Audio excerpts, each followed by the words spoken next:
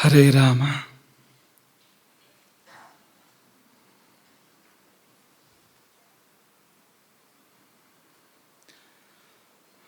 ಯತ್ರೈವ ಯತ್ರೈವ ಮನೋಮದೀಯಂ ತತ್ರೈವ ತತ್ರೈವ ತವ ಸ್ವರೂಪಂ ಯತ್ರೈವ ಯತ್ರೈವ ಶಿರೋ ಮದೀಯಂ ತತ್ರೈವ ತತ್ರೈವ ಪದದ್ವಯಂ ತೇ.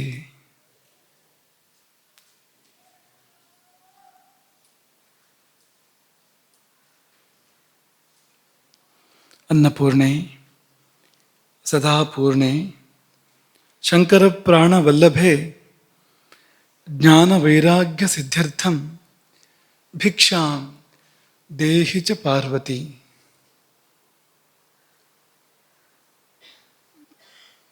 ಪಾರ್ವತಿ ಜ್ಞಾನ ಭಿಕ್ಷೆಯನ್ನು ನೀಡಲಿ, ಅನ್ನದ ಕುರಿತಾದ ಜ್ಞಾನ ಭಿಕ್ಷೆಯನ್ನು ಅನ್ನಪೂರ್ಣೆ ನೀಡಲಿ ಎಂಬುದಾಗಿ ಹಾರೈಸ್ತಾ ಪ್ರಾರ್ಥಿಸ್ತಾ ಇಂದಿನ ಪ್ರವಚನಕ್ಕೆ ಉಪಕ್ರಮಿಸ್ತಾ ಇದ್ದೇವೆ. ನಿನ್ನೆ ಎಲ್ಲಿ ಬಿಟ್ಟಿದ್ದೆವೋ, ಉಂಡರೂ ಅವನು ಉಪವಾಸಿ ಆಗ್ತಾನೆ. ಹಾಗೆ ಗೋಪಿಯರೊಡನೆ ವಿಹರಿಸಿದ್ರು ಕೂಡ ಕೃಷ್ಣ ಬ್ರಹ್ಮಚಾರಿ ಆಗ್ತಾನೆ. ಹೇಗೆ ಅಲ್ವಾ? ಉತ್ತರಗಳು ಬಂದಿದೆ. ಪೂರ್ಣಶ್ರೀ ಪರಂಪರಾ ಗುರುಕುಲಂ ಆಕೆ ಕಡೆಯಿಂದ ಎರಡಕ್ಕೂ ಉತ್ತರ ಬಂದಿದೆ. ಇಲ್ಲಿ ಆಕೆ ಬರೆದ ಉತ್ತರದಲ್ಲೂ ಕೂಡ ಕೆಲವು ಅಂಶಗಳಿದ್ದಾವೆ, ನಾವು ಹೇಳುವಂಥ ಅಂಶಗಳು ಇದ್ದಾವೆ. ಈ ಬ್ರಹ್ಮಚಾರಿ ಎನ್ನುವ ಶಬ್ದಕ್ಕೆ ಏನರ್ಥ? ಬ್ರಹ್ಮಣಿ ಚರತಿ ಅಥವಾ ಬ್ರಹ್ಮಚರತಿ. ಬ್ರಹ್ಮಣಿ ಚರತಿ ಅಂದರೆ ಬ್ರಹ್ಮದಲ್ಲಿ ಸಂಚರಿಸುವವನು, ನಿರಂತರವಾಗಿ ಆ ಚೈತನ್ಯದಲ್ಲಿ ವಿಹರಿಸುವವನು. ಅವನು ಎಚ್ಚರದಲ್ಲಿರಲಿ, ಸ್ವಪ್ನದಲ್ಲಿರಲಿ, ನಿದ್ದೆಯಲ್ಲಿರಲಿ ಅಥವಾ ಧ್ಯಾನದಲ್ಲೇ ಇರಲಿ, ಎಲ್ಲ ಸ್ಥಿತಿಗಳಲ್ಲಿಯೂ ಸದಾ ಯಾರು ಬ್ರಹ್ಮದಲ್ಲಿ ಸಂಚರಿಸ್ತಾ ಇರ್ತಾನೋ ಅಂಥವನು ಉತ್ತಮೋತ್ತಮ ಬ್ರಹ್ಮಚಾರಿ. ಹಾಗೆ ಬ್ರಹ್ಮಚರತೆ ಎನ್ನುವಾಗ ಯಾರು ಬ್ರಹ್ಮವನ್ನು ಆಸ್ವಾದಿಸ್ತಾನೋ, ಬ್ರಹ್ಮವನ್ನು ಸವಿತಾನೋ ಅವನು ಕೂಡ ಬ್ರಹ್ಮಚಾರಿ. ಚರ ಗತಿ ಭಕ್ಷಣಯೋ. ಅನ್ನವನ್ನುಂಡು ಬದುಕುವವರು ಕೆಲವರು, ಆನಂದ ಉಂಡು ಬದುಕುವವರು ಕೆಲವರು. ಆನಂದ ಉಂಡು ಬದುಕುವುದು ಅಂದರೆ ಬ್ರಹ್ಮಚರತಿ, ಬ್ರಹ್ಮವನ್ನು ಆಸ್ವಾದಿಸ್ತಾನೆ, ಸವಿತಾನೆ, ಅಂಥವರು ಕೆಲವರು. ಶ್ರೀಕೃಷ್ಣ ಅವನೇ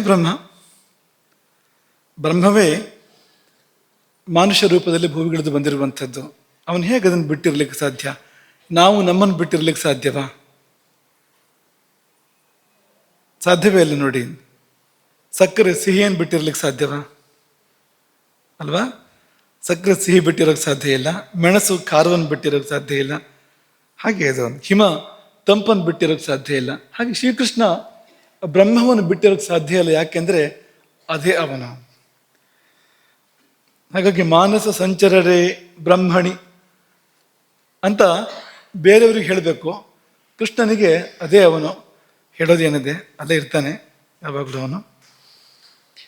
ಇನ್ನೊಂದು ಉದಾಹರಣೆ ನೆನಪು ಮಾಡ್ಕೊಳ್ತೇವೆ ನಾವು. ನಮ್ಮ ಆಚಾರ್ಯರು ನಮ್ಗೆ ಹೇಳ್ತಾ ಇದ್ದಿದ್ದು, ಶಂಕರನಾರಾಯಣರು ಅವರು ಹೇಳ್ತಾ ಇದ್ದಿದ್ದು,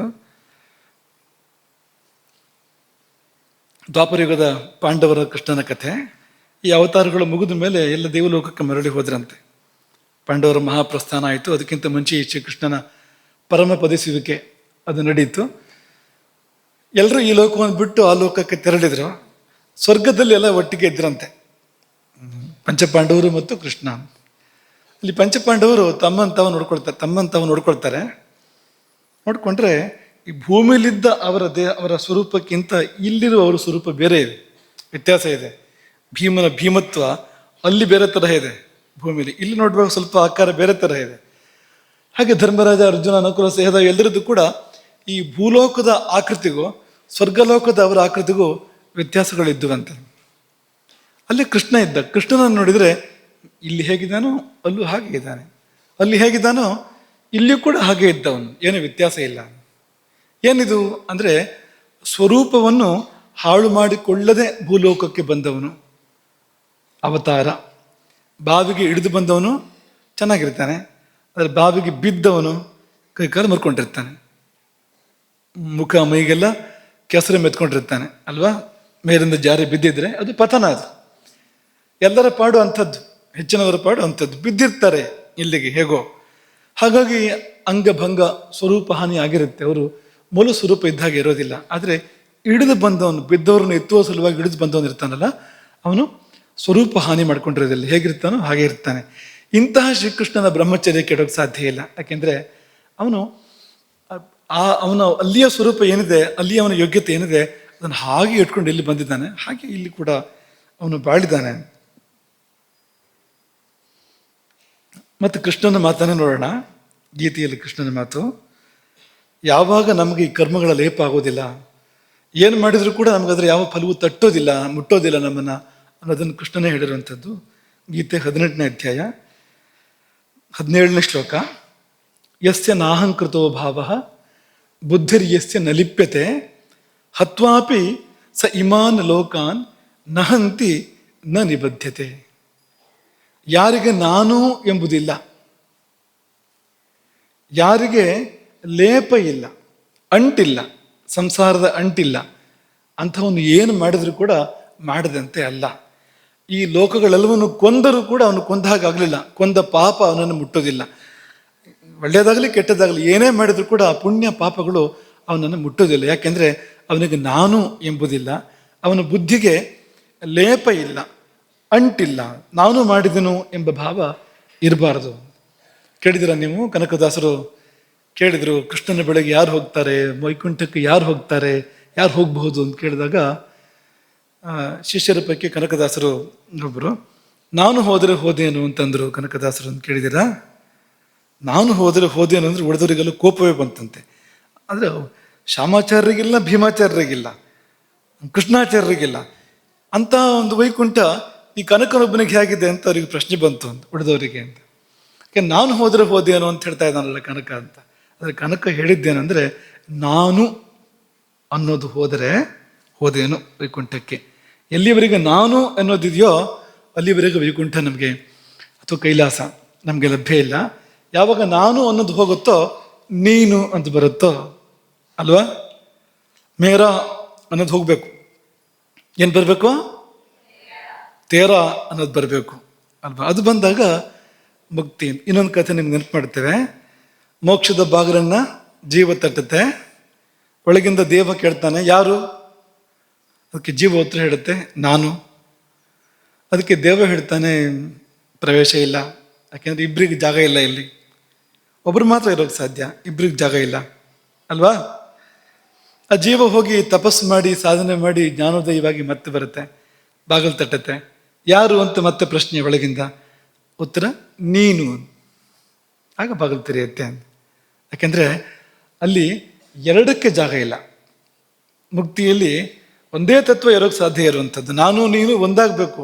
ಅಲ್ಲಿ ನೀನು ಹೋಗೋದಲ್ಲ, ಅದೆಲ್ಲಿಗೂ ಹೋಗೋದಿಲ್ಲ, ಅದು ಇದು ಹೋಗಬೇಕು, ಈ ಜೀವಭಾವ ಹೋಗಬೇಕು, ದೇವಭಾವ ಉಳಿಬೇಕು ಅಂತ. ಹಾಗಾಗಿ ಆ ಜೀವಭಾವ ಹೋದಾಗ, ನಾನು ಅನ್ನೋದೇ ಹೋದಾಗ, ಅಲ್ಲಿ ಏನು ಅವನು ಬ್ರಹ್ಮಚರ್ಯಕ್ಕೆ ತೊಂದರೆ ಆಗುವಂಥದ್ದು ಏನಾಗುತ್ತೆ? ಅವನು ಏನು ಮಾಡಿದ್ರು ಏನು ಬಿಟ್ಟರು ಕೂಡ ಅವನನ್ನದು ಮುಟ್ಟೋದಿಲ್ಲ. ಇನ್ನು ಅವನದ್ದೇ ಏನೊಂದು ಮಾತು, ಜ್ಞಾನಾಗ್ನಿ ಸರ್ವಕರ್ಮಾಣಿ ಭಸ್ಮಸಾತ್ ಕುರುತೆ ತಥಾ. ಜ್ಞಾನವೆಂಬುದು ಅಗ್ನಿ, ಯಾರಲ್ಲಿ ಆತ್ಮಜ್ಞಾನದ ಉದಯ ಆಗಿದೆ ಅವರಲ್ಲಿ ಅವರ ಕರ್ಮವೆಲ್ಲವೂ ಸುಟ್ಟು ಹೋಗಿರುತ್ತೆ, ಯಾವ ಕರ್ಮವೂ ಕೂಡ ಉಳಿಯೋದಿಲ್ಲ. ಹಿಂದು ಮುಂದಿನ ಎಲ್ಲ ಕರ್ಮಗಳು ಸುಟ್ಟು ಹೋಗ್ತವೆ. ಹಾಗಾಗಿ ಅಲ್ಲಿ ಆ ಬ್ರಹ್ಮಚರ್ಯಕ್ಕೆ ಭಂಗ ತರುವಂಥ ಯಾವ ಕರ್ಮವೂ ಕೂಡ ಉಳಿದಿದ್ರೆ ತಾನೇ ಅದು ಭಂಗ ತರಕ್ಕೆ ಸಾಧ್ಯ ಇರುವಂಥದ್ದು, ಉಳಿದಿರೋಕ್ಕೆ ಸಾಧ್ಯ ಇಲ್ಲ. ಶಂಕರಾಚಾರ್ಯರು ಕೂಡ ಯೋಗದಾರವಲೆಯಲ್ಲಿ ಈ ಮಾತನ್ನು ಹೇಳ್ತಾರೆ, ಮತೀಕೃತ ಗುಣದೋಷಾ ಮಾಂ ವಿಭುಂ ನ ಸ್ಪೃಶಂತಿ.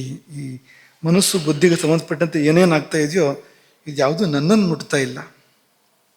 ಮಾಂ ವಿಭುಂ, ಆತ್ಮ ಪರಮಾತ್ಮ ಸ್ಥಿತಿಯಲ್ಲಿ ನಿಂತವ್ರು ಹೇಳುವಂಥ ಮಾತದು. ವಿಭುವಾದ ನನ್ನನ್ನು ಇದು ಯಾವುದೂ ಮುಟ್ತಾ ಇಲ್ಲ, ಈ ಗುಣ ದೋಷಗಳು ಯಾವುದೂ ಕೂಡ ಮುಟ್ತಾ ಇಲ್ಲ. ಅದನ್ನು ಕೂಡ ನಾವು ನೆನಪು ಮಾಡ್ಕೋಬೇಕು. ಇಲ್ಲಿ ಕೃಷ್ಣ ತನ್ನ ಬಗ್ಗೆನೇ ಹೇಳ್ತಾನೆ ಗೀತೆಯಲ್ಲಿ, ನಮೇ ಪಾರ್ಥಾಸ್ತಿ ಕರ್ತವ್ಯಂ ತ್ರಿಷು ಲೋಕೇಶು ಕಿಂಚನ. ಆಗ್ಬೇಕಾದ್ದೇನಿಲ್ಲ ನನಗೆ, 3 ಲೋಕಗಳಲ್ಲಿ ಕೂಡ ನನಗಿದು ಕರ್ತವ್ಯ ಅನ್ನುವಂಥದ್ದು ಯಾವುದಿಲ್ಲ. ಯಾಕೆಂದ್ರೆ ಪೂರ್ಣ ಅವನು. ನಾನವಾಪ್ತಂ ಅವಾಪ್ತವ್ಯಂ, ಪಡ್ಕೊಳ್ದೇ ಇರುವಂಥದ್ದು ಯಾವುದೂ ಇಲ್ಲ. ನಾನು ಎಲ್ಲವೂ ನನ್ನ ಬಳಿ ಇದೆ, ಪಡಿಬೇಕಾದ್ದು ಕೂಡ ಯಾವುದೂ ಇಲ್ಲ. ಆದರೂ ನಾನು ಈ ಕರ್ಮದಲ್ಲಿ ಇರ್ತೇನೆ, ಕರ್ಮವನ್ನು ಮಾಡ್ತೇನೆ ಅನ್ನೋದನ್ನು ಹೇಳ್ಕೊಂಡು ಯಾಕೆ ಅಂತ ಕಾರಣ ಕೊಟ್ಟಿದ್ದಾನೆ. ಉಳಿದವರಿಗೆ ಆದರ್ಶ ಅನ್ನೋ ಕಾರಣಕ್ಕೆ ನಾನು ಕರ್ಮವನ್ನು ಮಾಡ್ತೇನೆ ಅಂತ ಹೇಳ್ತಾನೆ ಅವನು. ಕೊನೆಯಲ್ಲಿ ಏನು ಹೇಳ್ತಾನೆ ಅಂದರೆ, ಅಂಟಿಲ್ಲದೆ ನಾವು ಏನನ್ನು ಮಾಡ್ತೇವೋ ಆ ಕರ್ಮ ನಮ್ಮನ್ನು ಸುತ್ತಕೊಳ್ಳೋದಿಲ್ಲ, ಆ ಕರ್ಮ ನಮ್ಮನ್ನು ಮುಟ್ಟೋದಿಲ್ಲ. ಅಂಟಿರಬಾರ್ದು, ಲೇಪ ಇರಬಾರ್ದು. ಲೇಪ ಇದ್ದು ಏನನ್ನು ಕೂಡ ಮಾಡಬಾರ್ದು. ಸಕ್ತ ಕರ್ಮಣ್ಯ ವಿದ್ವಾಂಸೋ ಯಥಾ ಕುರ್ವಂತಿ ಭಾರತ ಕುರ್ಯಾತ್ ವಿದ್ವಾನ್ ತಥಾ ಅಸಕ್ತ ಚಕೀರ್ಷುರ್ ಲೋಕ ಸಂಗ್ರಹಂ. ಅಂಟಿಲ್ಲದೆ ಮಾಡು. ಒಂದು ಉದಾಹರಣೆ ಕೊಟ್ಟಿದ್ವಲ್ಲ, ನಾವೆಲ್ಲೋ ಹೋಗಿರ್ತೇವೆ, ಕುರ್ಚಿ ಮೇಲೆ ಕೂತಿರ್ತೇವೆ, ಕುರ್ಚಿಲಿ ಯಾರು ಅಂಟು ಹಾಕಿಟ್ಟಿದ್ರೆ ನಾವು ಕೂತ್ಕೊಳ್ಳೋಕ್ಕಿಂತ ಮುಂಚೆ ನಾವು ಅಂಟ್ಕೊಂಡ್ಬಿಡ್ತೇವೆ ಅಲ್ಲಿಗೆ. ಆಗ ಎದ್ದು ಹೋಗೋಕೆ ಕಷ್ಟ ಆಗುತ್ತೆ. ಹೋಗೋ ಸಮಯ ಬಂದಾಗ ನಮ್ಮ ಜೊತೆ ಕುರ್ಚಿ ಬರೋ ಹಾಗಿಲ್ಲ, ಕುರ್ಚಿ ಬಿಟ್ಟು ನಾವು ಹೋಗೋ ಹಾಗಿಲ್ಲ. ಹೀಗಾಗ್ಬಿಡುತ್ತೆ ನೋಡಿ ಅಂಟಿನ ಅನರ್ಥಗಳು. ಬಟ್ಟೆ ಹಾಕೊಂಡಿದ್ದೇವೆ, ಅಂಟುತ್ತಾ ಇಲ್ಲ, ಪರವಾಗಿಲ್ಲ, ತೆಗಿಬೋದು ಬೇಡ ಅಂತಂದ್ರೆ. ಆದರೆ ಅಂಟಿದ್ರೆ, ಯಾವ್ದಾರು ಅಂಟಿರುವ ಬಟ್ಟೆಯನ್ನು ಹಾಕ್ಕೊಂಡ್ರೆ ತೆಗೆಯುವಾಗ ನೋವಾಗತ್ತೆ. ಅದು ವಿಷಯ. ಎಲ್ಲೆಲ್ಲಿ ಅಂಟಿದೆಯೋ ಅಲ್ಲೆಲ್ಲ ನೋವಿದೆ.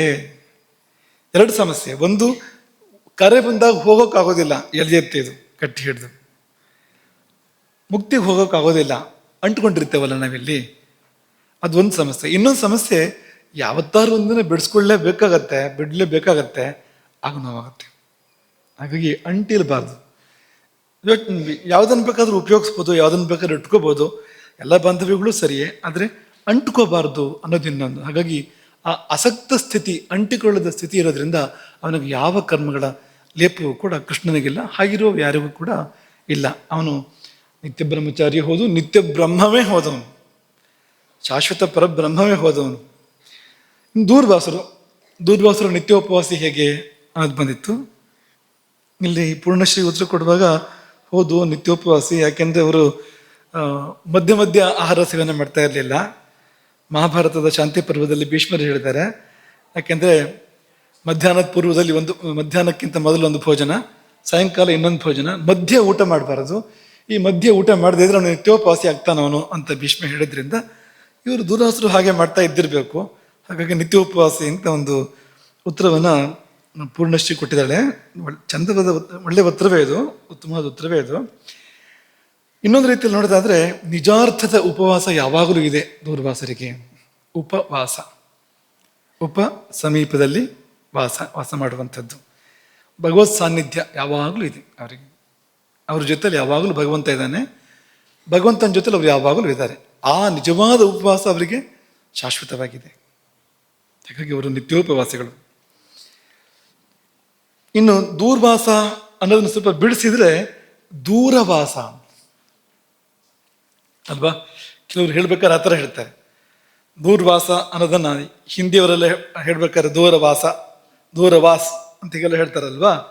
ಹಾಗೆ ಮಾಡಿ ಸ್ವಲ್ಪ ಚೆನ್ನಾಗಿದೆ. ಆಗ ದೂರವಾಸ ಅಂದ್ರೆ ಈ ಜಗದ ಜಂಜಟಗಳಿದೆಯಲ್ಲ, ಇದರಿಂದ ದೂರವಾಸ ಅವರು. ಈ ಪ್ರಾಪಂಚಿಕ ಸುಖಭೋಗಗಳು, ಲಾಲಸೆಗಳು, ಈ ಕರ್ಮ ಬಂಧನ, ಸುಖ ದುಃಖಗಳು, ಏನು ಈ ಜಗತ್ತಿನ ಜಂಜಾಟ ಇದೆಯೋ ಅದರಿಂದ ದೂರವಾಸ ಅವರು. ಈ ದೂರವಾಸ ಇಲ್ಲಿಂದ, ಉಪವಾಸ ಅಲ್ಲಿಗೆ ಯಾವಾಗಲೂ ಇದೆ, ಅದು ಅವರಿಗೆ ತಪ್ಪಲೇ ಇಲ್ಲ. ಹಾಗಾಗಿ ಕೂಡ ಅವರು ನಿತ್ಯೋಪವಾಸಿಗಳು. ಮತ್ತು ಕೃಷ್ಣನ ಬಗ್ಗೆ ಹೇಳಿದ ಮಾತೆಲ್ಲ ಇವರಿಗೂ ಹೆಚ್ಚಿನದ್ದು ಅನ್ವಯ ಆಗುತ್ತೆ. ದೂರ್ವಾಸರಿಗೂ ಕೂಡ ಈ ಕೃಷ್ಣನ ಬಗ್ಗೆ ನಾವೇನೇನು ಮಾತುಗಳನ್ನ ಹೇಳಿದ್ವೋ ಅದೆಲ್ಲ ಹೆಚ್ಚಿನದ್ದು ಇವರಿಗೂ ಅನ್ವಯ ಆಗುತ್ತೆ. ಅವತಾರು ಕೂಡ ಅನ್ವಯ ಆಗುತ್ತೆ. ಅವರು ರುದ್ರಾಂಶ ಸಂಭೂತರು ದೂರ್ವಾಸರು.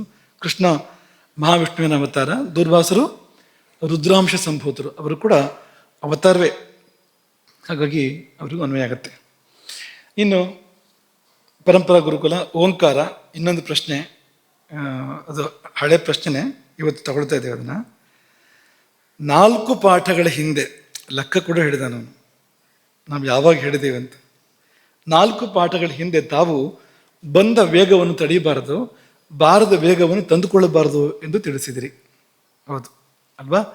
ಶರೀರದಲ್ಲಿ ಈ ವೇಗಗಳು ಸಹಜವಾಗಿ ಹುಟ್ಟಬೇಕು ಅಲ್ವಾ? ಹಸಿವು, ನಿದ್ದೆ ಅಥವಾ ಆಕಳಿಕೆ, ಸೀನು ಸಹಜವಾಗಿ ಹುಟ್ಟಬೇಕು, ತಂದುಕೋಬಾರ್ದು. ಅಥವಾ ಬಂದಿದ್ದನ್ನು ತಡಿಬಾರ್ದು, ನಿಲ್ಲಿಸಬಾರ್ದು. ಶರೀರದ ಪ್ರಕ್ರಿಯೆಯಲ್ಲಿ ಕೈ ಹಾಕಬಾರ್ದು. ಹಸ್ತಕ್ಷೇಪ ಸಲ್ಲ, ತೊಂದರೆ ಆಗುತ್ತೆ ಅದರಿಂದ ಅಂತ ಹೇಳಿದ್ದು. ಅದನ್ನು ಓಂಕಾರ ಉಲ್ಲೇಖ ಮಾಡ್ತಾ ಇರುವಂಥದ್ದು. ಧಾರಣ ಅಂದರೆ ಸಹಜವಾದ ಪ್ರಕ್ರಿಯೆಗಳನ್ನ ತಡಿಬಾರ್ದು. ಮತ್ತು ಉದೀರ್ಣ, ಇಲ್ಲದುದನ್ನು ತಂದುಕೊಳ್ಬಾರ್ದು. ನಿದ್ದೆ ಬಂದಿಲ್ಲ ಮಾತ್ರೆ ತಗೊಳ್ಳೋದು ಮಾಡಬಾರ್ದು. ಅದನ್ನು ಸೀನ್ ಬಂದಿಲ್ಲ ಮೂಗಿಗೆ ಕಡ್ಡಿ ಹಾಕೋದು ಮಾಡಬಾರ್ದು. ಅದನ್ನು ಇಷ್ಟು ಹೇಳಿ ಪ್ರಶ್ನೆ ಏನು ಅಂದರೆ, ಆಯುರ್ವೇದದಲ್ಲಿ ಭೋಜನದ ಆರಂಭದಲ್ಲಿ ಶುಂಠಿ ಮತ್ತು ಸೈಂಧವ ಲವಣವನ್ನು ಬಳಸಲು ಹೇಳಿದೆ. ಇದನ್ನು ಇಲ್ಲಿ ಮಾಡ್ತಾ ಇದೆ. ಅದನ್ನು ಊಟ ಮಾಡುವಾಗ ಆರಂಭದಲ್ಲಿ ಶುಂಠಿ ಮತ್ತು ಸೈಂಧವ ಲವಣವನ್ನು ಕೊಡ್ತಾ ಇದ್ದಾರೆ, ಊಟಕ್ಕಿಂತ ಮುಂಚೆ ಅಂತ ಲೆಕ್ಕ. ಊಟದ ಆರಂಭ ಅಲ್ಲ, ಊಟಕ್ಕಿಂತ ಚೂರು ಮುಂಚೆ ಅಂತ. ಇದು ಹಸಿವನ್ನು ಬಲಾತ್ ತಂದುಕೊಂಡಂತೆ ಅಲ್ಲವೇ, ಉದೀರ್ಣ ಆಗತ್ತೆ ಅಂತ ಹೇಳ್ತಾ ಇರೋದು. ಹಸಿವು ಒಂದು ವೇಗ, ಶರೀರದ ಒಂದು ಪ್ರಕ್ರಿಯೆ. ನಾವದನ್ನು ಕೃತ್ರಿಮವಾಗಿ ತಂದುಕೊಂಡಂತೆ ಅಲ್ಲವೇ, ಹೀಗೆ ತಂದುಕೊಂಡ್ರೆ ದೋಷ ಇಲ್ಲವೇ ಅಂತ ಓಂಕಾರ ಕೇಳ್ತಾ ಇರುವಂಥದ್ದು. ಹಾಗಲ್ಲ ಅದು. ಈಗ ಈ ಭೋಜನಾಗ್ರೇ ಸದಾಪಥ್ಯಂ ಲವಣಾರ್ದ್ರಕ ಭಕ್ಷಣಂ, ಊಟಕ್ಕಿಂತ ಮುನ್ನ ಅಂದರೆ ಎಷ್ಟೋ ಮುನ್ನ ಅಲ್ಲ, ಇನ್ನೇನು ಊಟ ಶುರು ಮಾಡಬೇಕು ಅನ್ನೋ ಸಂದರ್ಭದಲ್ಲಿ ಲವಣಾರ್ದ್ರಕ ಭಕ್ಷಣಂ. ಲವಣ ಅಂದರೆ ಸೈಂಧವ ಲವಣವೇ, ಆರ್ದ್ರಕ ಅಂದರೆ ಹಸಿ ಶುಂಠಿ. ಇದನ್ನು ಊಟದ ಆರಂಭಕ್ಕೆ ಮುನ್ನ ಭಕ್ಷಣ ಮಾಡಬೇಕು ಅಂತ ಹೇಳಿದೆಯಲ್ಲ. ಆ ಊಟದ ಆರಂಭಕ್ಕೆ ಮುನ್ನ ಅಂದರೆ ಒಂದು ಕ್ಷಣದಲ್ಲಿ ಹಸುವಾಗತ್ತೆ ಏನು? ಈಗ ತಿಂದು ಊಟ ಶುರು ಮಾಡೋದು, ತಿಂದು ಕೂಡಲೇ ಹಸಿವಾಗ್ಬಿಡುತ್ತಾ? ಶುಂಠಿ ಹಸಿವನ್ನು ಮಾಡಿಸ್ಬೇಕು ಅಂದರೆ ಸಮಯ ಬೇಡವ ಅದಕ್ಕೆ? ನೀವು ಶುಂಠಿಯನ್ನು ಈಗ ಅಜೀರ್ಣ ಆದರೆ ಶುಂಠಿಯನ್ನು ಬಳಸ್ತಾರೆ. ಉದಾಹರಣೆಗೆ ಊಟ ಸ್ವಲ್ಪ ಜಾಸ್ತಿ ಆಯಿತು ಅಂತನ್ಸಿದ್ರೆ, ಸ್ವಲ್ಪ ಅಲ್ಲ ಸುಮಾರೇ ಜಾಸ್ತಿ ಆಯಿತು ಅಂತನ್ಸಿದ್ರು ಕೂಡ ಏನು ಮಾಡಬೇಕು ಅದಕ್ಕೆ ಅಂದರೆ ಒಂದು ಭಾವನಾ ಶುಂಠಿ ತಗೊಳ್ಳಿ ಅಂತ. ಊಟದ ನಂತರ ಭಾವನಾ ಶುಂಠಿ ಅಂದ್ರೇನು? ಉಪ್ಪಲ್ಲಿ ಹೊರನಾಡಿ ಒಣಗಿ ಒದ್ದೆಯಾಗಿ ಉಪ್ಪನ್ನು ತನ್ನೊಳಗೆ ತುಂಬಿಕೊಂಡಿರ್ತಕ್ಕಂಥ ಶುಂಠಿ ಚೂರು. ಆ ಶುಂಠಿ ಚೂರನ್ನು ಒಂದೋ ಎರಡೋ ಬಾಯಿ ಹಾಕ್ಕೊಂಡ್ರೆ ಆಗ ಸರಿ ಆಗುತ್ತೆ. ಅದು ಏನು ಜಾಸ್ತಿ ಆಗಿತ್ತು ಅದನ್ನು ಸರಿ ಮಾಡೋದಕ್ಕೆ ಪ್ರಯತ್ನ ಮಾಡುತ್ತೆ ಹಸಿ ಶುಂಠಿ. ಇಲ್ಲಿ ಅದು ಹಸಿವನ್ನು ಉಂಟು ಮಾಡುತ್ತೆ. ಅದು ಆಗಿಂದಾಗಲ್ಲ, ಕೃತ್ರಿಮವಾಗಲ್ಲ, ಸಹಜವಾಗಿ ಹಸಿವನ್ನು ಉಂಟು ಮಾಡುತ್ತೆ ಒಂದಿಷ್ಟು ಕಾಲದಲ್ಲಿ ಅಂತ ಹೊರತು, ಈ ಊಟಕ್ಕೆ ಮುನ್ನ ಊಟ ಶುರು ಮಾಡುವಾಗ ಒಂಚೂರು ಶುಂಠಿ ಚೂರು ತಿಂದು ಊಟ ಶುರು ಮಾಡಿದರೆ ಅದು ಕೃತ್ರಿಮವಾಗಿ ಹಸಿವನ್ನು ಉಂಟು ಮಾಡೋದಿಲ್ಲ. ಅದಕ್ಕೋಸ್ಕರವಾಗಿ ಇರೋದಲ್ಲ ಅದು. ಮತ್ತೆ ಯಾತಕ್ಕೋಸ್ಕರ ಇದೆ ಅಂತಂದರೆ, ಅಗ್ನಿ ಸಂದೀಪನಂ ರುಚಿಯಂ ಜಿಹ್ವಾಕಂಠ ವಿಶೋಧನಂ, ಭಾವಪ್ರಕಾಶ ಇದು. ಅಗ್ನಿ ಸಂದೀಪನಂ ಅಂದರೆ ಅಗ್ನಿಯನ್ನು ಜಾಗೃತ ಮಾಡುತ್ತೆ. ಅಗ್ನಿಯನ್ನು ಜಾಗೃತ ಮಾಡೋದೊಂದು ಬೇರೆ, ಹಸಿವು ಅಂದ್ರೆ ಬೇರೆ. ಅಗ್ನಿ ಜಾಗೃತ ಆದ ಮೇಲೆ ಕಾಲ ಬೇಕು ಹಸಿವಾಗೋದಕ್ಕೆ. ಹಾಗಾಗಿ ಆಗಿಂದಾಗ ಹಸಿವನ್ನು ಮಾಡ್ತಾ ಇಲ್ಲ ಅದು. ಆದರೆ ಅಗ್ನಿಯನ್ನು ಜಾಗೃತ ಮಾಡಿದ್ರಿಂದಾಗಿ ಮುಂದೆ ಉಣ್ಣುವ ಊಟ ಜೀರ್ಣ ಆಗುತ್ತೆ ಸರಿಯಾಗಿ. ಯಾಕೆಂದರೆ ಪೂರ್ತಿ ಜೀರ್ಣ ಆಗೋದೇ ಅತ್ಯಂತ ಮುಖ್ಯ ಆರೋಗ್ಯವಾಗಿರೋದಕ್ಕೆ.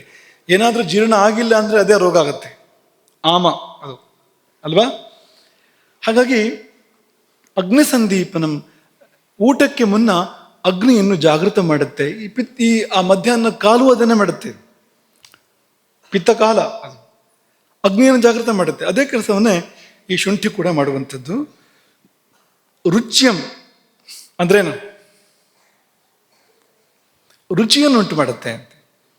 ಊಟ ರುಚಿಸ್ಬೇಕು, ಒಂದು ಆನಂದ ಏರ್ಪಡಬೇಕು ಊಟ ಮಾಡುವಾಗ. ಆಗ ಆನಂದದ ಕಲೆ ನಮ್ಮ ಸಾಧ್ಯತೆ ತುಂಬಿಕೊಳ್ಳೋಕೆ ಸಾಧ್ಯ. ನಮ್ಮಲ್ಲಿ ಆನಂದ ನಮ್ಮ ಒಳಗಿಂದ ವ್ಯಕ್ತ ಆಗಬೇಕು ಅಂತಂದರೆ ನಾವು ಉಣ್ಣುವ ಊಟದಲ್ಲಿ ಕೂಡ ಆನಂದ ಇರಬೇಕು.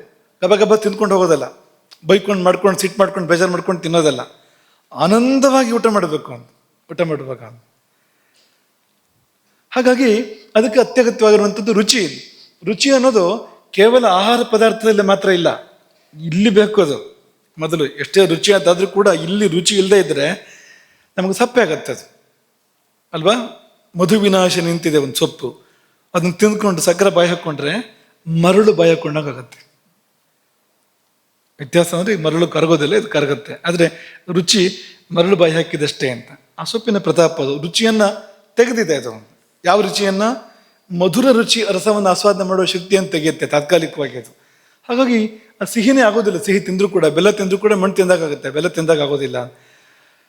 ಇದೇನು ಮಾಡುತ್ತೆ ಈ ಈ ಶುಂಠಿ ಅಂತಂದ್ರೆ ರುಚಿಯನ್ನು ತಂದು ಕೊಡುತ್ತೆ, ಆಸ್ವಾದನೆ ತಂದು ಕೊಡುತ್ತೆ. ಅಷ್ಟು ಮಾತ್ರ ಅಲ್ಲ, ಜಿಹ್ವಾಕಂಠ ವಿಶೋಧನಂ, ನಾಲಿಗೆಯನ್ನು ಶುದ್ಧ ಮಾಡುತ್ತೆ.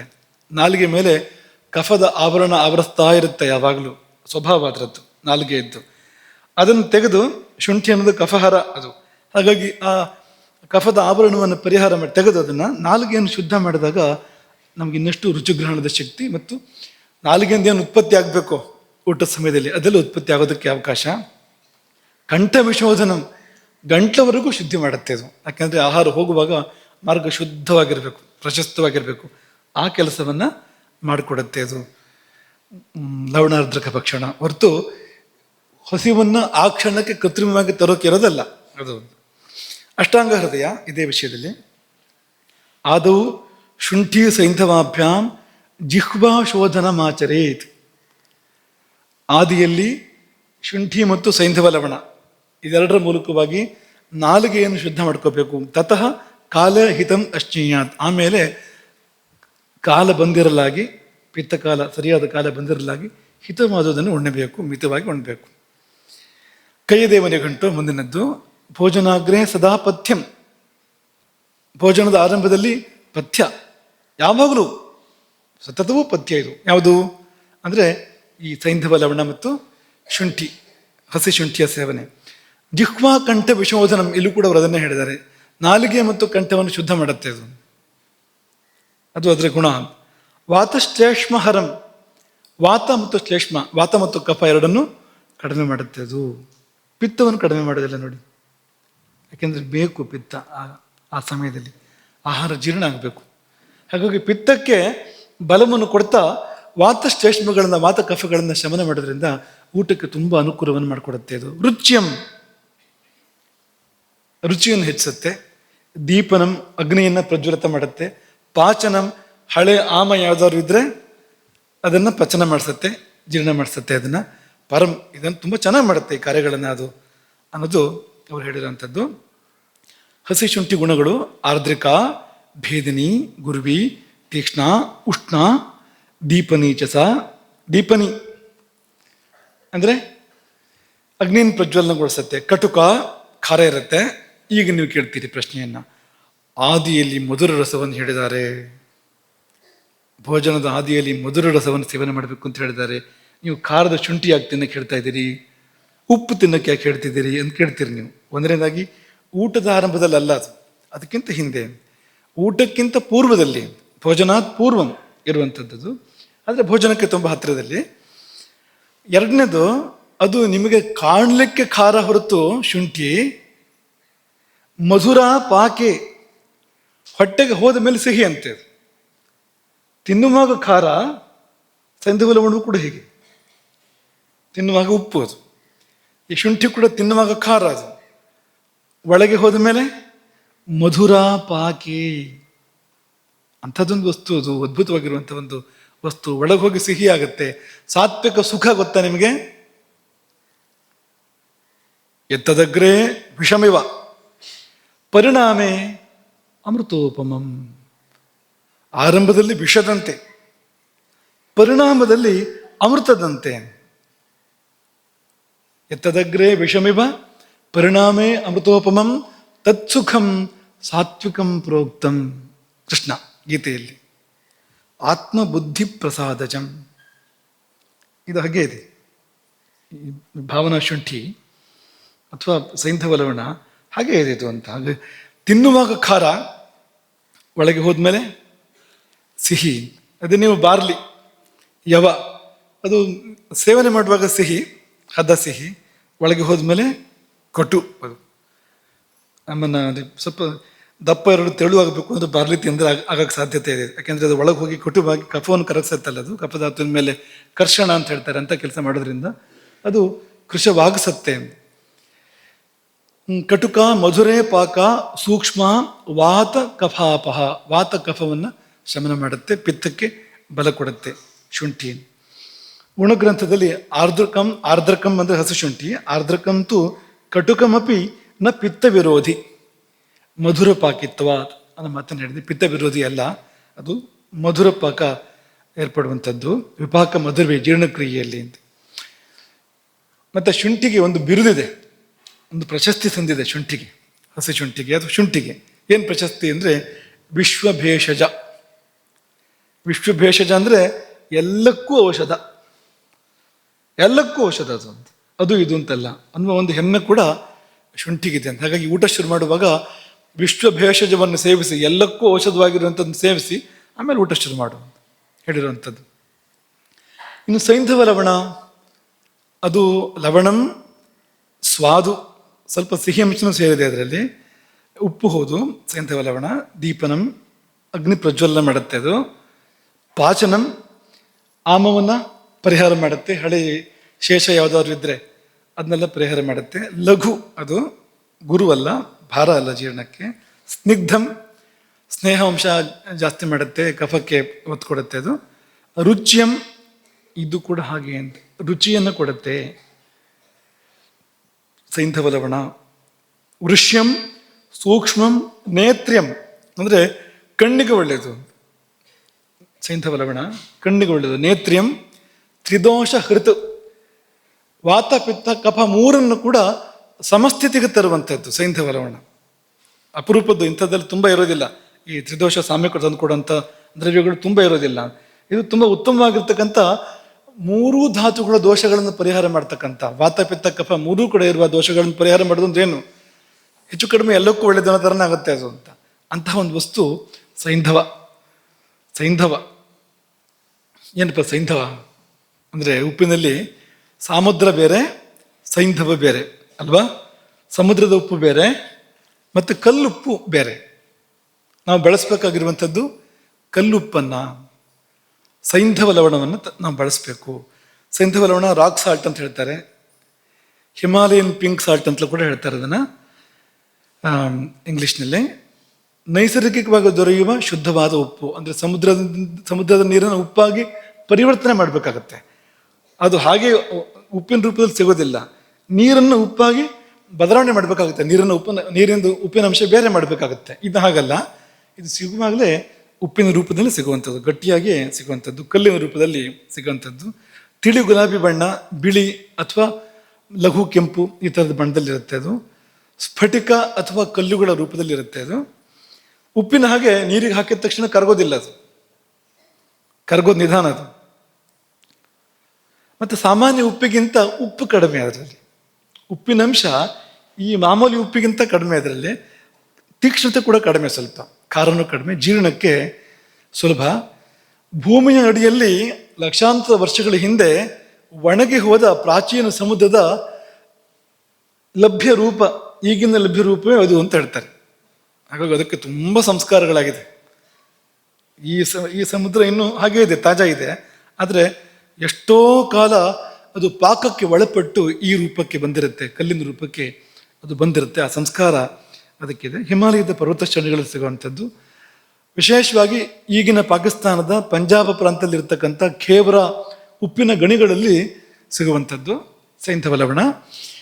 ಆಧುನಿಕ ವಿಜ್ಞಾನದ ಪ್ರಕಾರವೂ ಕೂಡ ಈ ಸೈಂಧವ ಲವಣದಲ್ಲಿ ಕ್ಯಾಲ್ಸಿಯಂ, ಮ್ಯಾಗ್ನೀಷಿಯಂ, ಪೊಟ್ಯಾಷಿಯಂ ಮೊದಲಾಗಿರ್ತಕ್ಕ ಕಬ್ಬಿಣಾಂಶ, ಇಂಥ ಸುಮಾರು 84ಕ್ಕೂ ಹೆಚ್ಚು ನೈಸರ್ಗಿಕ ಖನಿಜಾಂಶಗಳಿದೆ ಅಂಥದ್ದದು ಅಂತ. ಹಾಗಾಗಿ ಬಳಕೆಗೆ ಪ್ರಶಸ್ತ ಯಾವುದು, ಸಾಣಿಕಟ್ಟ ಒಳ್ಳೆ ಉಪ್ಪು ಹೋದಾದ್ರು ಅದಕ್ಕಿಂತ ಉತ್ತಮವಾದ ಯಾವುದು ಅಂದರೆ ಸೈಂಧವ ಲವಣ. ಪಾಕಿಸ್ತಾನದಿಂದ ಭಾರತ ಅದನ್ನು ಆಮದು ಮಾಡ್ಕೊಳ್ತಾ ಇತ್ತು. ಈಗ ನಿಜವಾಗಿ ಭಾರತದ್ದೇ ಆಗಿತ್ತದು, ಅದರಲ್ಲಿಂದ ನಾವು ಆಮದು ಮಾಡ್ಕೊಳ್ತೀವಿ ಪಾಕಿಸ್ತಾನದಿಂದ ಈಗ ಆ ಉಪ್ಪನ್ನು. ಆ ಸ್ಥಿತಿ ಇದೆ. ಇಲ್ಲಿ ಈ ಪ್ರಶ್ನೋತ್ತರ ಕೂಡ ಮಾಡಿದ್ದಾರೆ, ಭಾವಪ್ರಕಾಶಕಾರರು ಪ್ರಶ್ನೋತ್ತರ ಮಾಡಿದ್ದಾರೆ. ಒಂದು ಲವಣ ಪಿತ್ತಜನಕ, ಆಮೇಲೆ ಹಸಿ ಶುಂಠಿ ಕಟು ಖಾರ, ಅದು ಕೂಡ ಪಿತ್ತಜನಕ. ಊಟ ಸತ್ತಿಗೆ ಮೊದಲೇ ಪಿತ್ತ ಜಾಸ್ತಿ ಆಗಿರುತ್ತೆ, ಪಿತ್ತದ ಕಾಲ ಆಗಿರೋದ್ರಿಂದ ಪಿತ್ತ ಜಾಸ್ತಿ ಆಗಿರುತ್ತೆ, ಹಸುವಾಗಿರುತ್ತೆ. ಮತ್ತೆ ನೀವು ಮೇಲಿಂದ ಹಸಿ ಶುಂಠಿ ಮತ್ತು ಉಪ್ಪು ಯಾಕೆ ಹಾಕಿ ಪಿತ್ತಕ್ಕೆ ನೀವು ಇದನ್ನ ಹಾಕಿ ಉರಿಸ್ತೀರಾ ಅಂತ, ಇಂಧನ ಹಾಕಿ ಉರಿಸ್ತಾ ಇದ್ದೀರಾ, ಯಾಕೆ ಅಷ್ಟು ಜಾಸ್ತಿ ಮಾಡ್ತೀರಿ ಅಂತ ಕೇಳಿದ್ರೆ, ಇಲ್ಲ ಆ ಸೈಂಧವ ಇದೆಯಲ್ಲ ಅದು ಸರಿ ಮಾಡುತ್ತೆ ಅದನ್ನೆಲ್ಲ, ಆ ಸಮಸ್ಯೆಯಲ್ಲಿ ಆಗೋದಿಲ್ಲ. ಲವಣಂ ಸೈಂಧವಂ ಚಂದನಂ ರಕ್ತಚಂದನಂ. ಲವಣಂ ಅಂತಂದ್ರೆ ಸಾಕು, ಸೈಂಧವ ಅಂತ ತಗೋಬೇಕು ಅಂತ ಇರುವಂಥದ್ದು. ಲವಣಂ ಅಂದರೆ ಸೈಂಧವಂ ಅಂತಲೇ. ಸಾಮುದ್ರ ಲವಣ ಅಂತ ಹೇಳಬೇಕು, ಈ ಸಮುದ್ರದ ಉಪ್ಪು ಅಂತ ಆಗಬೇಕಾದ್ರೆ ನಿಜವಾಗಿ ಉಪ್ಪು ಅಂದರೆ ಇದೇನೆ, ಸೈಂಧವ ಲವಣವೇ ಹೌದು ಅಂತ. ಹಾಗೆ ಚಂದನ ಅಂತ ಕೂಡಲೇ ರಕ್ತ ಚಂದನ ತಗೋಬೇಕು ಅಂತ. ಚಂದನ ಅಂತ ಎರಡೂ ಆಗುತ್ತೆ. ಶ್ರೀಗಂಧ ಇದೆಯಲ್ಲ ಅದು ಕೂಡ ಚಂದನವೇ ಸಂಸ್ಕೃತದಲ್ಲಿ. ಹಾಗಾಗಿ ಚಂದನ ಅಂತ ಕೂಡಲೇ ರಕ್ತ ಚಂದನ ಅಂತ ತಗೊಳ್ಳೋ ತರಹ ಉಪ್ಪು ಒಂದು ಸೈಂಧವನೇ. ಹಾಗಾಗಿ ಇಲ್ಲಿ ಲವಣ ಅಂತ ಹೇಳಿರೋದ್ರಿಂದ ಸೈಂಧವ ಜೊತೆ ತಗೊಳ್ತಿರಲ್ಲ, ತ್ರಿದೋಷಘ್ನಂ ಎಲ್ಲ ಸರಿ ಮಾಡುತ್ತಲ್ಲ, ಅದು 3 ದೋಷನೂ ಸರಿ ಮಾಡುತ್ತಲ್ಲ, ಯಾಕೆ ಯೋಚನೆ ಮಾಡ್ತೀರಿ ಅಂತ ಹೇಳ್ತಾ ಇದ್ದೆ. ಹಾಗಾಗಿ ಹಸಿ ಶುಂಠಿಯನ್ನ ಉಪ್ಪಿನ ಜೊತೆಗೆ, ಹಸಿ ಶುಂಠಿ ಜೊತೆಗೆ ಸೈಂಧವ ಲವಣ ಸೇರಿಸಿ ತಗೊಳಕ್ಕಿರುವಂಥದ್ದು ಗಮನಿಸ್ಕೊಳ್ಳಿ ಅಂತ. ಇಲ್ಲಿ ಏನು ನಡೀತಾ ಇದೆ ನೀವು ಗಮನಿಸಕ್ಕಿರುವಂಥದ್ದು, ಸೈಂಧವ ಲವಣ ಹಾಕಬೇಕು ಅದಕ್ಕೆ ಅಂತ. ಯಾವುದಕ್ಕೆ? ಹಸಿ ಶುಂಠಿಗೆ ಅಂತ ಮನಸ್ಸಲ್ಲಿ ಇಟ್ಕೊಳ್ಳಿ ಅಂತ. ಇನ್ನು ಅದೆರಡು ಸೇರತ್ತಲ್ಲ, ಸಂಯೋಗ ಅಂತ ಕರೀತಾರೆ ಅದನ್ನ. ಇದು ಉಪ್ಪು ಮತ್ತು ಶುಂಠಿ ಸೇರಿದಾಗ ವಿಶೇಷ ಗುಣ ಉಂಟಾಗತ್ತೆ. ಆ ಸಂಯೋಗದಲ್ಲಿ ಎಲ್ಲ ಅದರ ದೋಷಗಳನ್ನೆಲ್ಲ ಪರಿಹಾರ ಮಾಡ್ತಕ್ಕಂಥ ಗುಣ ಇದೆ ಅನ್ನೋದನ್ನು ಕೂಡ ಹೇಳಿದ್ದಾರೆ.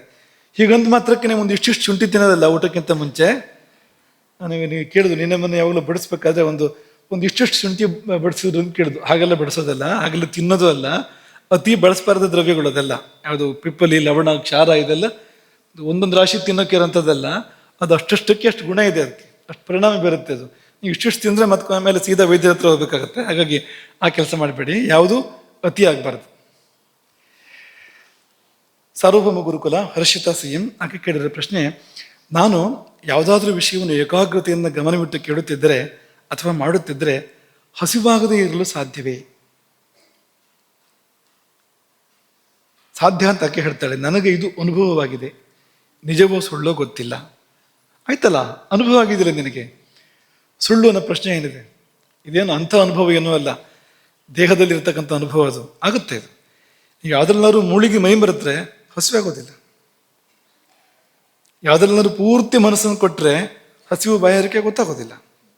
ಏಕಾಗ್ರತೆಯ ಫಲವೇ ಅದು, ಏಕಾಗ್ರತೆಯ ಅರ್ಥವೇ ಅದು, ಗೊತ್ತಾಗಬಾರ್ದು. ಮಲ್ಲಿನಾಥನಿಗೆ 16 ವರ್ಷಗಳ ಕಾಲ ಕಹಿ ಗೊತ್ತಾಗ್ಲಿಲ್ವಂತೆ. ಬೇವಿನ ಎಣ್ಣೆ ಬಿಡಿಸಿದ್ರೆ ಕಹಿ ಗೊತ್ತಾಗ್ಲಿಲ್ಲ, ಯಾಕೆಂದ್ರೆ ವಿದ್ಯಾಭ್ಯಾಸದಲ್ಲಿ ಮುಳುಗಿ ಮೈ ಮರೆತಿದ್ದ ಅವನು. ಅನ್ನೋ ಮಾತನ್ನು ಕೇಳ್ತೀವಿ ನಾವು. ಹಾಗಾಗಿ ನಿಮ್ಗೆ ಹಸಿವಾಗಲಿಲ್ಲ ಅಂತಂದ್ರೆ ಏನೋ ಆಶ್ಚರ್ಯ ಇಲ್ಲ, ಹಾಗೆ ಇರಬೇಕಾಗಿರುವಂಥದ್ದು ಅಂತ. ಮತ್ತೆ ಹಸಿವಿನ ಭಾಸ ಆಯ್ತು ಅಂದ್ರೆ ಏಕಾಗ್ರತೆ ಭಂಗ ಆಯ್ತು ಅಂತಲೇ ಅರ್ಥ. ಅದಕ್ಕೆ ಆಗ್ಬಾರ್ದು ಅದು ಆ ಸಮಯದಲ್ಲಿ. ಅಗ್ನಿ ಹಾಗೆ ಮಾಡೋದಿಲ್ಲ ಅಂತ. ಅಗ್ನಿ ನಮಗೆ ಪೂರಕವಾಗಿ ಕೆಲಸ ಮಾಡುತ್ತೆ. ನಾವು ಏಕಾಗ್ರವಾಗಿ ಒಂದ್ ಕಡೆ ಮುಳುಗಿದ್ರೆ ಇವನು ಏನೋ ಮಾಡ್ತಾ ಇದ್ದಾನೆ, ಇರ್ಲಿ ಬಿಡು, ಮಾಡ್ತಾ ಇರ್ಲಿ, ಯಾಕೆ ಅವನಿಗೆ ಉಪದ್ರ ಮಾಡೋದು ಅಂತ ಅಗ್ನಿ ಭಾವಿಸತ್ತಂತೆ. ಹಾಗಾಗಿ ತೊಂದರೆ ಕೊಡೋದಿಲ್ಲ ಹಾಗೆ. ಹಾಗಾಗಿ ನೀವು ತನ್ಮಯರಾಗಿ ಯಾವ್ದನ್ನಾದ್ರೂ ಮಾಡ್ತಾ ಇದ್ರೆ ನಿಮಗೆ ಹಸುವಿನ ಬಾಧೆ ಗೊತ್ತಾಗೋದಿಲ್ಲ. ಒಳ್ಳೆದರಲ್ಲಿ ಮುಳುಗಿ ಅಂತ, ಯಾವುದಾದ್ರೂ ಶುಭದಲ್ಲಿ ನೀವು ಮುಳುಗಿ ಮೈ ಮರೆಯಿರಿ, ಬೇಕು ಜೀವನಕ್ಕೆ, ಅತ್ಯಗತ್ಯ ಬೇಕು ಅದು. ಹಾಗೆ ಹಸಿವು ಮರೆತು ಹೋದ್ರೆ ನಿಜವಾದ ಉಪವಾಸ ಆಗತ್ತೆ. ನೀವು ಪರಮಾತ್ಮನಲ್ಲಿ ಮೈ ಮರೆತು ಹಸಿವನ್ನು ಮರೆತ್ರೆ ನಿಜವಾದ ಉಪವಾಸ ಆಗೋದು ಆಗ, ಸಹಜವಾದ ಉಪವಾಸ ಆಗುವಂಥದ್ದು, ಅದಾಗಬೇಕಾಗಿರುವಂಥದ್ದು. ಇನ್ನೊಂದು ಪ್ರಶ್ನೆ, ಕೃತಯುಗದಲ್ಲಿ, ಕೃತಯುಗ ಅನ್ನೋ ಶಬ್ದಕ್ಕೆ ಅರ್ಥ ಏನು? ದೇವರು ಸೃಷ್ಟಿ ಮಾಡಿದ್ದೆಲ್ಲ ಹಾಗೆ ಇತ್ತು, ವಿಕಾರ ಆಗಿಲ್ಲ ಯಾವುದು ಕೂಡ, ಎಲ್ಲವೂ ಚೆನ್ನಾಗಿತ್ತು, ಅದು ಕೃತಯುಗ. ಕೃತ ಅದು ಮಾಡಿದ್ದು, ಕೃತಮೇವ ಮಾಡಿದ ಹಾಗೆ ಇದೆ ಅಂತ, ಹಾಗಾಗಿ ಕೃತಯುಗ ಅದು. ಹಾಗಿರುವಾಗ ಹಿರಣ್ಯಕಶಿಪು ಯಾಕೆ ಹುಟ್ಟು ಬಂದಪ್ಪ ಅಲ್ಲಿ ಅಂತ ಅನಾಮಯ ಪರಂಪರಾ ಗುರುಕುಲ ಪ್ರಶ್ನೆ ಕೇಳಿರೋದು. ಅಲ್ಲಿ ಎಲ್ಲವೂ ಹಾಗೆ ಇತ್ತು, ಹಿರಣ್ಯಕಶಿಪುವನ್ನು ಬಿಟ್ಟು ಅಂತ, ಅವನು ಮತ್ತು ಅವನ ಪೈಕಿಯವ್ರನ್ನ ಬಿಟ್ಟು ಎಲ್ಲವೂ ಹಾಗೆ ಇತ್ತು. ಯಾವ ಯುಗ ಆದರೂ ಕೂಡ ಧರ್ಮಕ್ಕೆ ಪ್ರತಿಕಕ್ಷಿಯಾಗಿ ಅಧರ್ಮ ಅನ್ನೋದು ಹುಟ್ಟು ಬರೋಕ್ಕೆ ಸಾಧ್ಯ ಇದೆ. ಮತ್ತೆ ಅದು ವ್ಯವಸ್ಥೆ ಆಗುತ್ತೆ ಅನ್ನೋ ವಿಷಯ ಬೇರೆ. ಈಗ ಕೃತಯುಗದ ಮಾತನ್ನು ಬಿಟ್ಬಿಡೋಣ, ಇನ್ನೂ ಸೃಷ್ಟಿ ಆರಂಭ ಆಗಿಲ್ಲ, ಬ್ರಹ್ಮದೇವ ಹುಟ್ಟು ಬಂದಿದ್ದಾನೆ. ವಿಷ್ಣುವಿನ ನಾಭಿ ಕಮಲದಿಂದ ಬ್ರಹ್ಮದೇವ ಹುಟ್ಟಿ ಬಂದ, ನಾಭಿ ಕಮಲದಿಂದ ಬ್ರಹ್ಮದೇವ ಹುಟ್ಟಿ ಬಂದ. ಆಗಲೇ ಕಮಲ ಅಲ್ಲ ಕರ್ಣಮಲದಿಂದ, ಕಿವಿಯ ಕುಗ್ಗೆ ಅಂತ ಹೇಳ್ತಾರಲ್ವ, ಅಲ್ಲಿಂದ ಮಧುಕೈಟವರು ಹುಟ್ಟಿ ಬಂದರು. ಕೃತಯುಗಕ್ಕಿಂತ ಹಿಂದೆ ಇದು, ಇನ್ನು ಕೃತಯುಗ ಕೂಡ ಆರಂಭ ಆಗಿಲ್ಲ. ಆಗ ಯಾವಾಗ ಸೃಷ್ಟಿ ಆರಂಭ ಆಯಿತು, ಸತ್ವಗುಣದ ಉದಯ ಆಗ್ತಾ ಇದೆ, ಬ್ರಹ್ಮದೇವ ಹುಟ್ಟಿ ಬಂದ. ಪಕ್ಕದಲ್ಲೇ ರಜೋಗುಣ ತಮೋಗುಣಗಳು, ಮಧುಕೈಟವರು ಹುಟ್ಟಿ ಬಂದರು. ಇದೆ ಅದು, ಯಾವಾಗಲೂ ಇದೆ, ವ್ಯವಸ್ಥೆ ಆಗುತ್ತೆ. ಅದಕ್ಕೊಂದು ನಮ್ಗೆ ಅವಸರ ಮಾಡಬಾರ್ದು ನಾವು. ಹಿರಣ್ಯಕಶಿಪು ಬಂದರೆ ನರಸಿಂಹನ ಕರ್ಕೊಂಡು ಬರೋಕ್ಕೋಸ್ಕರ ಬಂದಿರೋದು ಅದು. ವರಾಹ ನರಸಿಂಹರು ಬರಬೇಕು ಕೃತಯುಗಕ್ಕೆ ಅವತಾರವೇ ಬೇಡವಾ? ಅದಕ್ಕೋಸ್ಕರ ಬಂದಿರತಕ್ಕಂಥವ್ರು ಅವರು. ಸ್ವಲ್ಪ ಆಚೆ ಈಚೆಗೆ ಆಗ್ಬೋದು, ಆಮೇಲೆಲ್ಲ ಸರಿಯಾಗುತ್ತೆ. ಹಾಗಾಗಿ ಕೃತಯುಗ ಅಂತಂದ್ರೆ ಹುಟ್ಟಿದವನು ಸಹಜವಾಗಿ ಜ್ಞಾನಿಯಾಗಿರ್ತಾನೆ. ಎಲ್ಲೋ ಮಧ್ಯೆ ಒಬ್ಬ ರಾಕ್ಷಸ ಇರಬಾರ್ದು ಅಂತಿಲ್ಲ, ಇರಬಹುದು. ಆಗಲೂ ಕೂಡ ಅತಲ ವಿತಲ ಸುತಲ ತಲಾತಲ ರಸಾತಲ ಮಹಾತಲ ಪಾತಾಳಗಳು ಇರಲೇಬೇಕಲ್ವಾ ಆ ಯುಗದಲ್ಲೂ ಕೂಡ? ಇಲ್ಲದೆ ಹೇಗಿರುತ್ತೆ ಅದು? ಮತ್ತು ಅಲ್ಲಿ ತಮೋ ಲೋಕಗಳು ತಮೋ ಜೀವಿಗಳು ಇರಲೇಬೇಕಲ್ವಾ? ಅಲ್ಲಿ ಇದೆ ಅದು. ಇನ್ನು ನಮ್ಮ ಗುರುವೃಂದದಲ್ಲಿ ಓರ್ವ ಲೋಹಿತ ಆ ಕಡೆಯಿಂದ ಪ್ರಶ್ನೆ ಇದು. ತಪಸ್ಸಿಗೆ ಏಕಾಗ್ರತೆ ಬೇಕು. ಏಕಾಗ್ರತೆ ಸತ್ವಗುಣದಿಂದ ಬರುವಂಥದ್ದು. ತಪಸ್ಸಿಗೆ ಏಕಾಗ್ರತೆ ಬೇಕು. ಏಕಾಗ್ರತೆ ಸತ್ವಗುಣದಿಂದ ಬರುವಂಥದ್ದು. ಈ ವಿಶ್ವಾಮಿತ್ರರು ಮತ್ತು ಹಿರಣ್ಯಕಶಿಪು ಇವರಲ್ಲಿ ರಜಸ್ಸು ತಮಸ್ಸು ತುಂಬಿ ತಪಸ್ಸು ಮಾಡಿದ್ದಲ್ವಾ? ರಜಸ್ಸು ತಮಸ್ಸಿನ ಮನಸ್ಸಿಂದ ತಪಸ್ಸು ಮಾಡಿದ್ದು. ತಪಸ್ಸು ಹೇಗೆ ಸಿದ್ಧಿ ಆಯಿತು ಅವರಿಗೆ ಅನ್ನೋದು ಮೊದಲನೇ ಪ್ರಶ್ನೆ. ಅದಕ್ಕೆ ಉತ್ತರ ಏನಂದ್ರೆ, ವ್ಯತ್ಯಾಸ ಇದೆ.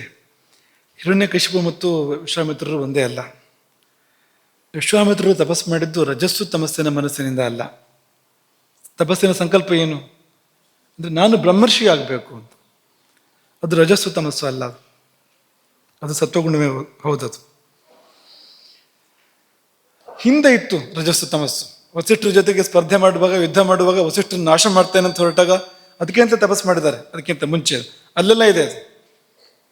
ಆದರೆ ಕೊಟ್ಟ ಕೊನೆಯಲ್ಲಿ ವಸಿಷ್ಠರ ಮುಂದೆ ನಿಸ್ತೇಜ ಆದಾಗ, ದಿಗ್ಬಲಂ ಕ್ಷತ್ರಿಯ ಬಲಂ ಬ್ರಹ್ಮತೇಜೋ ಬಲಂ ಬಲಂ ಆದಾಗ, ಬ್ರಹ್ಮ ತೇಜಸ್ಸಿನ ಬಲವೇ ಬಲ, ಈ ಕ್ಷಾತ್ರದ ಬಲ ಬಲವಲ್ಲ ಎನ್ನುವ ಭಾವ ಬಂದಾಗ ಅವರಲ್ಲಿ ಹುಟ್ಟಿದ ಸಂಕಲ್ಪ ಯಾವುದು? ನಾನು ಅವರಂತೆ ಆಗಬೇಕು, ಬ್ರಹ್ಮರ್ಷಿ ಆಗಬೇಕು. ಈ ಬ್ರಹ್ಮಬಲ ಅದ್ಭುತವಾಗಿರುವಂಥದ್ದು. ಇದರ ಮುಂದೆ ಬ್ರಹ್ಮಾಸ್ತ್ರವೂ ಕೂಡ ಕೆಲಸ ಮಾಡೋದಿಲ್ಲ. ಅಂಥದ್ದು ಬ್ರಹ್ಮಬಲ. ನನಗೂ ಯಾಕೆ ಅದು ಬರಬಾರ್ದು? ನಾನು ಯಾಕೆ ಹಾಗಾಗಬಾರ್ದು? ಏನು ತಪ್ಪು, ಏನು ದೋಷ ಅಲ್ಲಿ? ಹಿಂದಿನದು ತೊಂದರೆ ಇದೆ. ಸಲ್ಲದ ಆಸೆ ಮೊದಲಿದ್ದು. ಯಾವಾಗ ವಸಿಷ್ಠರು ಗೋವು ನನಗೆ ಬೇಕು ಅಂತ ಅಪೇಕ್ಷೆ ಪಟ್ಟಾಗ ಸಲ್ಲದ ಆಸೆ ಇದು. ಇದು ಸಾತ್ವಿಕ ಆಸೆ. ಇದು ನಾನು ಬ್ರಹ್ಮರ್ಷಿ ಆಗಬೇಕು, ನಾನು ವಸಿಷ್ಠರಂತೆ ಆಗಬೇಕು, ಸಾತ್ವಿಕವಾಗಿರುವಂಥ ಆಸೆ ಇದು. ಹಾಗಾಗಿ ಈ ತಪಸ್ಸಿನ ಹಿಂದಿರ್ತಕ್ಕಂಥ ಉದ್ದೇಶ ಅದನ್ನು ಸಾತ್ವಿಕ ಅಲ್ಲ ಅಂತ ಹೇಳೋಕ್ಕಾಗೋದಿಲ್ಲ, ಪರಮ ಸಾತ್ವಿಕವಾಗಿರುವಂಥದ್ದೇ ಅದು. ಹಿರಣ್ಯಕಶಿಪು ಅನ್ನೋದು ಸ್ವಲ್ಪ ರಾಜಸವೇ. ಅವನ ಉದ್ದೇಶ ಏನು? ಅಜೇಯನಾಗಬೇಕು, ಅಜರಾಮರನಾಗಬೇಕು, ಅಪ್ರತಿದ್ವಂದ್ವ. ನನಗೆ ಯಾರು ಪ್ರತಿಪಟ ಇರಬಾರ್ದು. ಏಕರಾಜ, ಜಗತ್ತಿಗೆಲ್ಲ ಏಕರಾಜ ನಾನಾಗಬೇಕು. ನನ್ನ ಕಾಲು ಕೆಳಗೆ ಮತ್ತೆಲ್ಲ ಇರಬೇಕು. ರಜೋಗುಣ ಅದು. ಮತ್ತು ಬಂದರೆ ಉಪದ್ರವಗಳನ್ನು ಮಾಡ್ತಾನೆ ಪ್ರಪಂಚಕ್ಕೆ. ರಜೋಗುಣ ತಮಗುಣ ಎಲ್ಲ ಇದೆ ಅಲ್ಲಿ. ಆದರೆ ಅಂದ ಮಾತ್ರಕ್ಕೆ ಸತ್ವಗುಣ ಇಲ್ಲ ಅಂತ ಅನ್ಕೋಬಾರ್ದು ನಾವು. ಮೂರು ಇದ್ದೇ ಒಂದು ಮನುಷ್ಯ ಅಥವಾ ಒಂದು ಯಾವುದೇ ಒಂದು ಜೀವಿ ಅಂತ ಆಗಬೇಕಾದ್ರೆ ಮೂರು ಇರಲೇಬೇಕಾಗತ್ತೆ. ಉದ್ದೇಶದಲ್ಲಿ ರಜೋಗುಣ ತಮಗುಣ ಇದೆ, ವಿಧಾನದಲ್ಲಿ ಬೇಕಾಗೋದು ಸತ್ವಗುಣ, ಉದ್ದೇಶದಲ್ಲ. ತಪಸ್ಸು ಮಾಡೋ ವಿಧಾನ ಯಾವುದು ಅಂದರೆ ಚಿತ್ತ ಏಕಾಗ್ರ್ಯ. ಅಲ್ಲಿ ಸತ್ವಗುಣ ಇದೆ, ಇರುತ್ತಲ್ಲ. ಈಗ ಪರಮ ಸಾತ್ವಿಕ ವ್ಯಕ್ತಿ ಆದರೂ ಕೂಡ ರಾತ್ರಿ ನಿದ್ದೆ ಮಾಡ್ತಾನೋ ಇಲ್ವೋ? ತಮಗುಣ ಅದು. ನಿದ್ದೆಗೆ ಬೇಕಾಗಿ ತಮಗುಣವನ್ನು ಜಾಗೃತ ಮಾಡ್ಕೊಳ್ತಾನೆ ಅವನು. ಹಗಲೊತ್ತು ಕೆಲಸ ಮಾಡ್ತಾನೋ ಇಲ್ವೋ? ರಜೋಗುಣ ಅದು. ಯಜ್ಞ ಮಾಡಬೇಕು ಅಂದರೆ ಎಷ್ಟು ಪ್ರಕ್ರಿಯೆಗಳಿರುತ್ತೆ ಯಜ್ಞದ್ದು, ಆ ಪ್ರಕ್ರಿಯೆಯಲ್ಲೇ ರಜೋಗುಣ. ಯೋಗಾಸನಗಳನ್ನ ಮಾಡಬೇಕು ಅಂದರೆ ರಜೋಗುಣ. ಆ ಕೈಕಾಲು ಬಗ್ಗಿಸ್ಬೇಕು ಅಂದರೆ ರಜೋಗುಣ ಅಲ್ಲಿ ಹೇಗೆ ಮಾಡೋಕ್ಕೆ ಸಾಧ್ಯ? ಅದನ್ನ ಆಸನಿನ ರಜೋಹಂತಿ ಇರುವಂಥದ್ದು ಅಲ್ಲೂ ಕೂಡ. ಹಾಗಾಗಿ ಒಬ್ಬ ಪರಮ ಸಾತ್ವಿಕನಾದರೂ ರಜೋಗುಣ ತಮಗುಣ ಇರ್ಬೋದು. ಒಬ್ಬ ಪರಮ ತಾಮಸ ರಾಜಸ ಆದರೂ ಕೂಡ ಸಾಂದರ್ಭಿಕವಾಗಿ ಸತ್ವಗುಣನ ಬಳಸ್ಕೋಬೋದು ಅವನು. ಅಲ್ಲಿ ಉದ್ದೇಶ ರಜೋಗುಣ ತಮಗುಣ ಆಗಿದೆ, ವಿಧಾನದಲ್ಲಿ ಸತ್ವಗುಣ ಬಳಸ್ಕೊಂಡಿದ್ದಾನೆ ಹಿರಣ್ಯಕಶಿಪು. ಇದು ಸಾಧ್ಯ ಇದೆ. ಎಲ್ಲ ಅಸುರರ ತಪಸ್ಸಲ್ಲಿ ಹೀಗೆ ಇರುವಂಥದ್ದು ಪೂರ್ತಿ. ಅವರು ಏಕಾಗ್ರತೆ ಮಾಡ್ತಾ ಇದ್ರು, ಇಂದ್ರಿಯ ನಿಗ್ರಹ ಮಾಡ್ತಾ ಇದ್ರು, ಉದ್ದೇಶ ಮಾತ್ರ ಕೆಟ್ಟದಿರ್ತಾ ಇತ್ತು.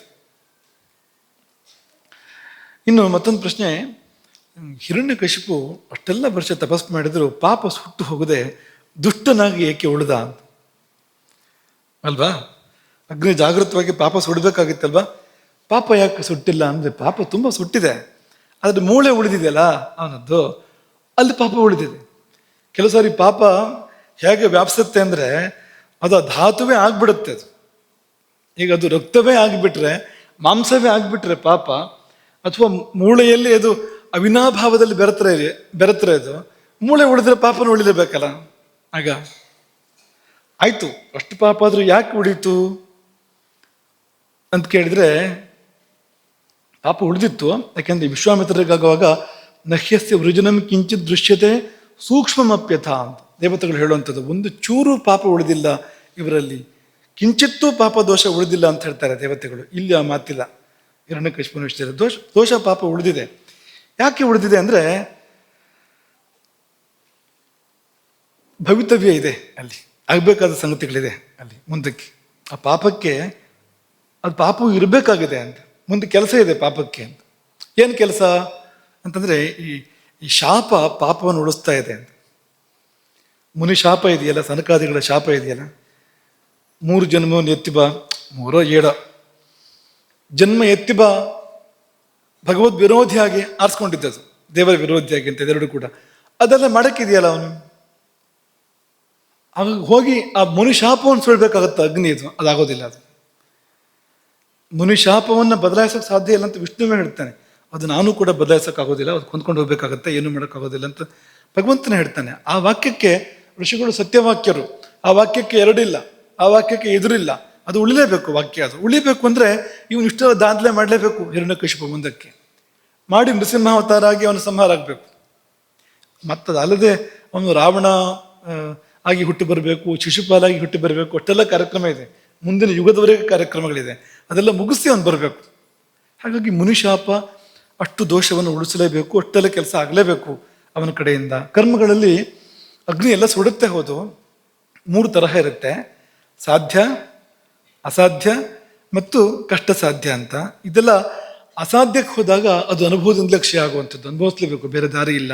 ಅಂಥದ್ದಾದಾಗ ಅದನ್ನು ಅನುಭವಿಸ್ಬೇಕಾಗತ್ತೆ ಹೊರತು ಬೇರೆ ದಾರಿ ಇಲ್ಲ. ಭಗವಂತನ ಅವತಾರ ಆಗಬೇಕು, ಭೃತ್ಯ ಮಾಧ್ಯಮ ಆಗಬೇಕು. ಹಿರಣ್ಯಕಶಿಪುನ ಅಥವಾ ಜೈಬಜಿಯರ ಸಲುವಾಗಿ ಮಾತ್ರ ಅಲ್ಲ, ಭೂಮಿಯಲ್ಲಿ ಎಷ್ಟೋ ಮಂದಿ ಕಾಯ್ತಾ ಇದ್ದಾರೆ. ಪ್ರಹ್ಲಾದನಿಗೆ ನೃಸಿಂಹ ಅವತಾರ ಅನುಗ್ರಹ ಆಗಲೇಬೇಕು. ಪ್ರಹ್ಲಾದನಿಗೆ ಹೇಗಾಗೋದು ಇಲ್ಲ ಅಂದ್ರೆ ಅದು ಆಗಲೇಬೇಕಲ್ಲ.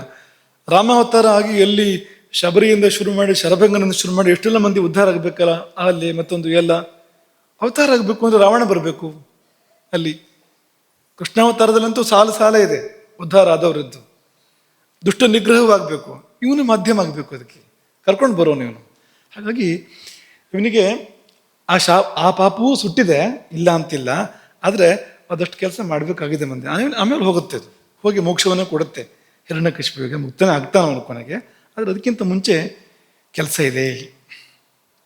ಇದಿಷ್ಟು ಹಳೆ ಮೆಲುಕು, ಹಿಂದಿನ ಪ್ರಶ್ನೋತ್ತರಗಳು, ಹಿಂದಿನ ಪಾಠಗಳಿಗೆ ಸಂಬಂಧಪಟ್ಟಿರ್ತಕ್ಕಂಥದ್ದು. ಇನ್ನು ಒಂದ್ಸತಿ ನಿಮಗೆ ಇದರ ಒಂದು ಕ್ರಮ ಪದ್ಧತಿ ನೆನ್ಪು ಮಾಡ್ತೇವೆ. ಎಲ್ಲಿಂದ ಬಂದು ನಾವೀಗ ಅಂತ ನೆನ್ಪು ಮಾಡ್ಕೋಬೇಕಲ್ಲ. ತಪಸ್ಸು 2 ವಿಧ. ತಪಸ್ಸು 2 ವಿಧ. ಒಂದು ಸರಿಯಾದ ಊಟ, ಇನ್ನೊಂದು ಉಪವಾಸ. ಯೋಗಶಾಸ್ತ್ರದಲ್ಲಿ 2 ವ್ಯಾಖ್ಯಾನಗಳಿದೆ ತಪಸ್ಸು ಅಂತ ಅನ್ನೋದಕ್ಕೆ. ಯೋಗ ಸುಧಾಕರದ ಪ್ರಕಾರ ತಪಸ್ಸು ಅಂದರೆ ಹಿತ ಮಿತ ಮೇಧ್ಯಾಶನಂ. ಹಿತ ಮತ್ತು ಮೇಧ್ಯವಾದುದನ್ನು, ಒಂದು ಪವಿತ್ರವಾದುದನ್ನು ಮಿತವಾಗಿ ಸೇವಿಸುವಂಥದ್ದು, ಇದು ತಪಸ್ಸೇ. ಇದು ಊಟ ಸರಿಯಾಗಿ ಮಾಡಿದರೆ ಅದೇ ತಪಸ್ಸು, ಬೇರೆ ತಪಸ್ಸು ಬೇಕಾಗಿಲ್ಲ, ಅದೇ ತಪಸ್ಸು. ಹಾಗಾಗಿ ಊಟವೇ ತಪಸ್ಸು ಅನ್ನೋದೊಂದು. ಇನ್ನೊಂದು ಊಟ ಬಿಟ್ಟು ಕೂಡ ತಪಸ್ಸನ್ನು ಆಚರಣೆ ಮಾಡ್ಬೋದು, ಮತ್ತೊಂದು ಅದೊಂದು. ಹಾಗಾಗಿ ಊಟ ಉಪವಾಸ 2 ವಿಧ ತಪಸ್ಸಿನಲ್ಲಿ. ಈ ಉಪವಾಸ 2 ವಿಧ. ಒಂದು ತಾನಾಗಿ ಆಗುವಂಥದ್ದು. ಅದೀಗ ಹರ್ಷಿತ ಹೇಳಿದ ಹಾಗೆ, ನಾವು ಯಾವುದೋ ಒಂದು ವಿಷಯದಲ್ಲಿ ಮುಳುಗಿದಾಗ ಊಟ ನೆನಪಾಗೋದೇ ಇಲ್ಲ, ಊಟ ಬೇಕಾಗೋದಿಲ್ಲ ಅಲ್ವಾ? ದುಃಖದಲ್ಲಿ ಮುಳುಗಿದ್ರೂ ಊಟ ಬೇಕಾಗೋದಿಲ್ಲ, ಚಿಂತೆಯಲ್ಲಿ ಮುಳುಗಿದ್ರೂ ಬೇಕಾಗೋದಿಲ್ಲ, ಯಾವುದೋ ಸಂತೋಷದಲ್ಲಿ ಮುಳುಗಿದ್ರೂ ಬೇಕಾಗೋದಿಲ್ಲ. ಮುಳುಗಿದ್ರೆ ಬೇಕಾಗೋದಿಲ್ಲ. ಅದು ಭಗವಂತನಲ್ಲಿ ಮುಳುಗಬೇಕು, ನಾವು ಭಕ್ತಿಯಲ್ಲಿ ಮುಳುಗಬೇಕು. ಊಟ ಬೇಕಾಗೋದಿಲ್ಲ, ತಾನಾಗಿ ಉಪವಾಸ ಆಗತ್ತೆ, ಊಟದ ನೆನಪೇ ಆಗೋದಿಲ್ಲ. ಇದು ಒಂದು. ಇನ್ನೊಂದು ನಾವಾಗಿ ಮಾಡುವಂಥ ಉಪವಾಸಗಳು. ಯಾವುದೋ ವ್ರತ ಆಚರಣೆ ಮಾಡಬೇಕು ಅಂದರೆ ನಾವಾಗಿ ಉಪವಾಸ ಮಾಡ್ತಕ್ಕಂಥ ಪ್ರಮೇಯಗಳು ಕೂಡ ಇರ್ಬೋದು. ನಿಮ್ಗೆ ಹೇಳಿದ್ವಲ್ವಾ, ಅಗ್ನಿ ಜೊತೆಗೆ ಮಾತಾಡಬೇಕಾಗತ್ತೆ ನಾವಾಗ ಅಂತ. ನಾಳೆ ಊಟ ಇಲ್ಲ, ನೀನು ಹೇಳ್ಬಾರ್ದು, ನಾಳೆ ಹಸಿವಾಗಬಾರ್ದು ಅಂತ ಸಂಕಲ್ಪ ಮಾಡಿದರೆ ಹಸಿವಾಗೋದಿಲ್ಲ. ಸಂಕಲ್ಪ ದೃಢವಾಗಿರ್ಬೇಕಾಗತ್ತೆ ಅಂತ. ಹಾಗಾಗಿ ತಾನಾಗಿ ಆಗುವುದು, ನಾವಾಗಿ ಮಾಡುವುದು, 2 ಬಗೆಯ ಉಪವಾಸಗಳು. ಈ ನಾವಾಗಿ ಮಾಡೋ ಉಪವಾಸ 2 ವಿಧ. ಮತ್ತೆ ಹೇಳ್ಬೋದು ಅದರಲ್ಲಿ. ಒಂದು ಧರ್ಮಶಾಸ್ತ್ರ ಹೇಳುವಂಥ ಉಪವಾಸ, ಇನ್ನೊಂದು ಆಯುರ್ವೇದ ಹೇಳುವಂಥ ಉಪವಾಸ. ಎರಡು ಬಗೆಯ ಉಪವಾಸಗಳಿದೆ ನಾವಾಗಿ ಮಾಡುವಂಥ ಉಪವಾಸಗಳಲ್ಲಿ. ಈ ಧರ್ಮಶಾಸ್ತ್ರದ ಪ್ರಕಾರ ಇದು ಉಪವಾಸಗಳು 3 ಥರ. ಮತ್ತೆ 3 ಥರ ಏನು ಅಂದರೆ ನಿತ್ಯೋಪವಾಸ. ನಿಮ್ಗೆ ಗೊತ್ತಿದೆ ಅದು. ನಿತ್ಯೋಪವಾಸ ಅಂದ್ರೆ ಏನು? ಊಟ ಮತ್ತು ಊಟದ ಮಧ್ಯೆ ಇರತಕ್ಕಂಥ ಅಂತರ, ಇಂಟರ್ಮಿಟೆಂಟ್ ಫಾಸ್ಟಿಂಗ್ ಅಲ್ವಾ? ನಿನ್ನೆ ಹೇಳಿದ್ವಲ್ಲ ನಿಮಗೆ, ಮಧ್ಯಾಹ್ನಕ್ಕಿಂತ ಮೊದಲು ಒಂದು ಊಟ ಮಾಡಿದರೆ ಸಾಯಂಕಾಲ ಆದ್ಮೇಲೆ ಮತ್ತೊಂದು ಊಟ ಮಾಡಬೇಕು, ಮಧ್ಯೆಯನ್ನು ತಿನ್ನಬಾರ್ದು. ಸಾಯಂಕಾಲದ ಊಟ ಆದಮೇಲೆ ಮತ್ತೆ ಮಧ್ಯಾಹ್ನದ ಊಟದವರೆಗೂ ಮಧ್ಯೆಯನ್ನು ತಿನ್ನಬಾರ್ದು. ಇದು ಉಪವಾಸವೇ ಹೌದು. ನಿತ್ಯೋಪವಾಸ ಹೀಗೆ ಮಾಡುವವನು ಸದೋಪವಾಸದಿಂದ ಕರ್ಸ್ಕೊಳ್ತಾನೆ. ಇದೊಂದು ಬಗೆಯ ಉಪವಾಸ, ಧರ್ಮಶಾಸ್ತ್ರ ವಿಹಿತವೇ ಹೌದು. ಇದು ಬೇರೆ ಏನೂ ಇಲ್ಲ. ಮತ್ತು ಉಪವಾಸವೇ ಆಗತ್ತೆ ಅದು. ಅಷ್ಟೊತ್ತು ಬಿಟ್ಟಾಗ ಒಂದು ರೀತಿ ಉಪವಾಸವೇ ಆಗತ್ತೆ ಅದು. ಹಾಗಾಗಿ ಅದೊಂದು ಬಗೆದು. ಇನ್ನೊಂದು ವ್ರತಗಳು ಅಂತ, ಏಕಾದಶಿ ಮತ್ತೊಂದು ಶಿವರಾತ್ರಿ ಇದೆಲ್ಲ ಇದೆಯಲ್ವಾ, ಆಹಾರ ತಗೊಳ್ಳೋದಿಲ್ಲ ಆ ಸಮಯದಲ್ಲಿ, ಅದು ಇನ್ನೊಂದು ಬಗೆಯ ಉಪವಾಸ. ಮತ್ತೊಂದು ಕೃಚ್ಛ್ರ ಅಂತ ಇನ್ನೊಂದು, ಅದೊಂದು ಜಾತಿಯ ಉಪವಾಸ. ಕೃಚ್ಛ್ರ ಅಂದ್ರೆ ಏನು ಅಂದರೆ ಏನೋ ತಪ್ಪಾಗಿದೆ ನಮ್ಮಿಂದ, ಪಾಪ ಬಂದಿದೆ, ಕಳ್ಕೊಳ್ಬೇಕು ಅದನ್ನು. ಆಗ ಆ ಪಾಪ ಯಾವತ್ತೋ ಬಂದು ದುಃಖ ಕೊಡೋಕ್ಕಿಂತ ಮುಂಚೆ ನಾವಾಗೆ ದುಃಖವನ್ನು ಸ್ವೀಕಾರ ಮಾಡಬೇಕು. ಅದನ್ನು ವೈಧ ಕ್ಲೇಶ ಅಂತ ಕರೀತಾರೆ.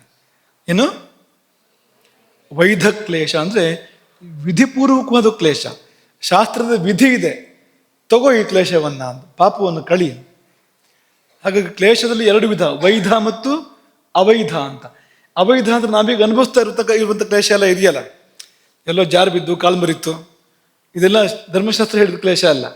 ಯಾರ ಜೊತೆಗೂ ಜಗಳ ಮಾಡೋದು, ಹೊಡೆದಾಟ ಆಯಿತು, ಪೆಟ್ಟಾಯಿತು, ಇದೆಲ್ಲ ಶಾಸ್ತ್ರ ಹೇಳಿದ ಕ್ಲೇಶ ಅಲ್ಲ. ಏನೋ ಮಾತಿಗೆ ಮಾತು ಬಿಡಿತು, ಬೇಜಾರಾಯಿತು, ನೋವಾಯಿತು, ವೈಧ ಕ್ಲೇಶ ಅಲ್ಲ ಇದೆಲ್ಲ. ವೈಧ ಕ್ಲೇಶ ಯಾವುದು ಅಂದರೆ ಶಾಸ್ತ್ರವೇ ಇಂತಹ ಕ್ಲೇಶವನ್ನು ಪಡು ಅಂತ ಹೇಳುತ್ತೆ ನಮಗೆ. ಯಾತಕ್ಕೋಸ್ಕರ ಅಂದರೆ ಆ ಪಾಪ ಹೋಗಲಿ.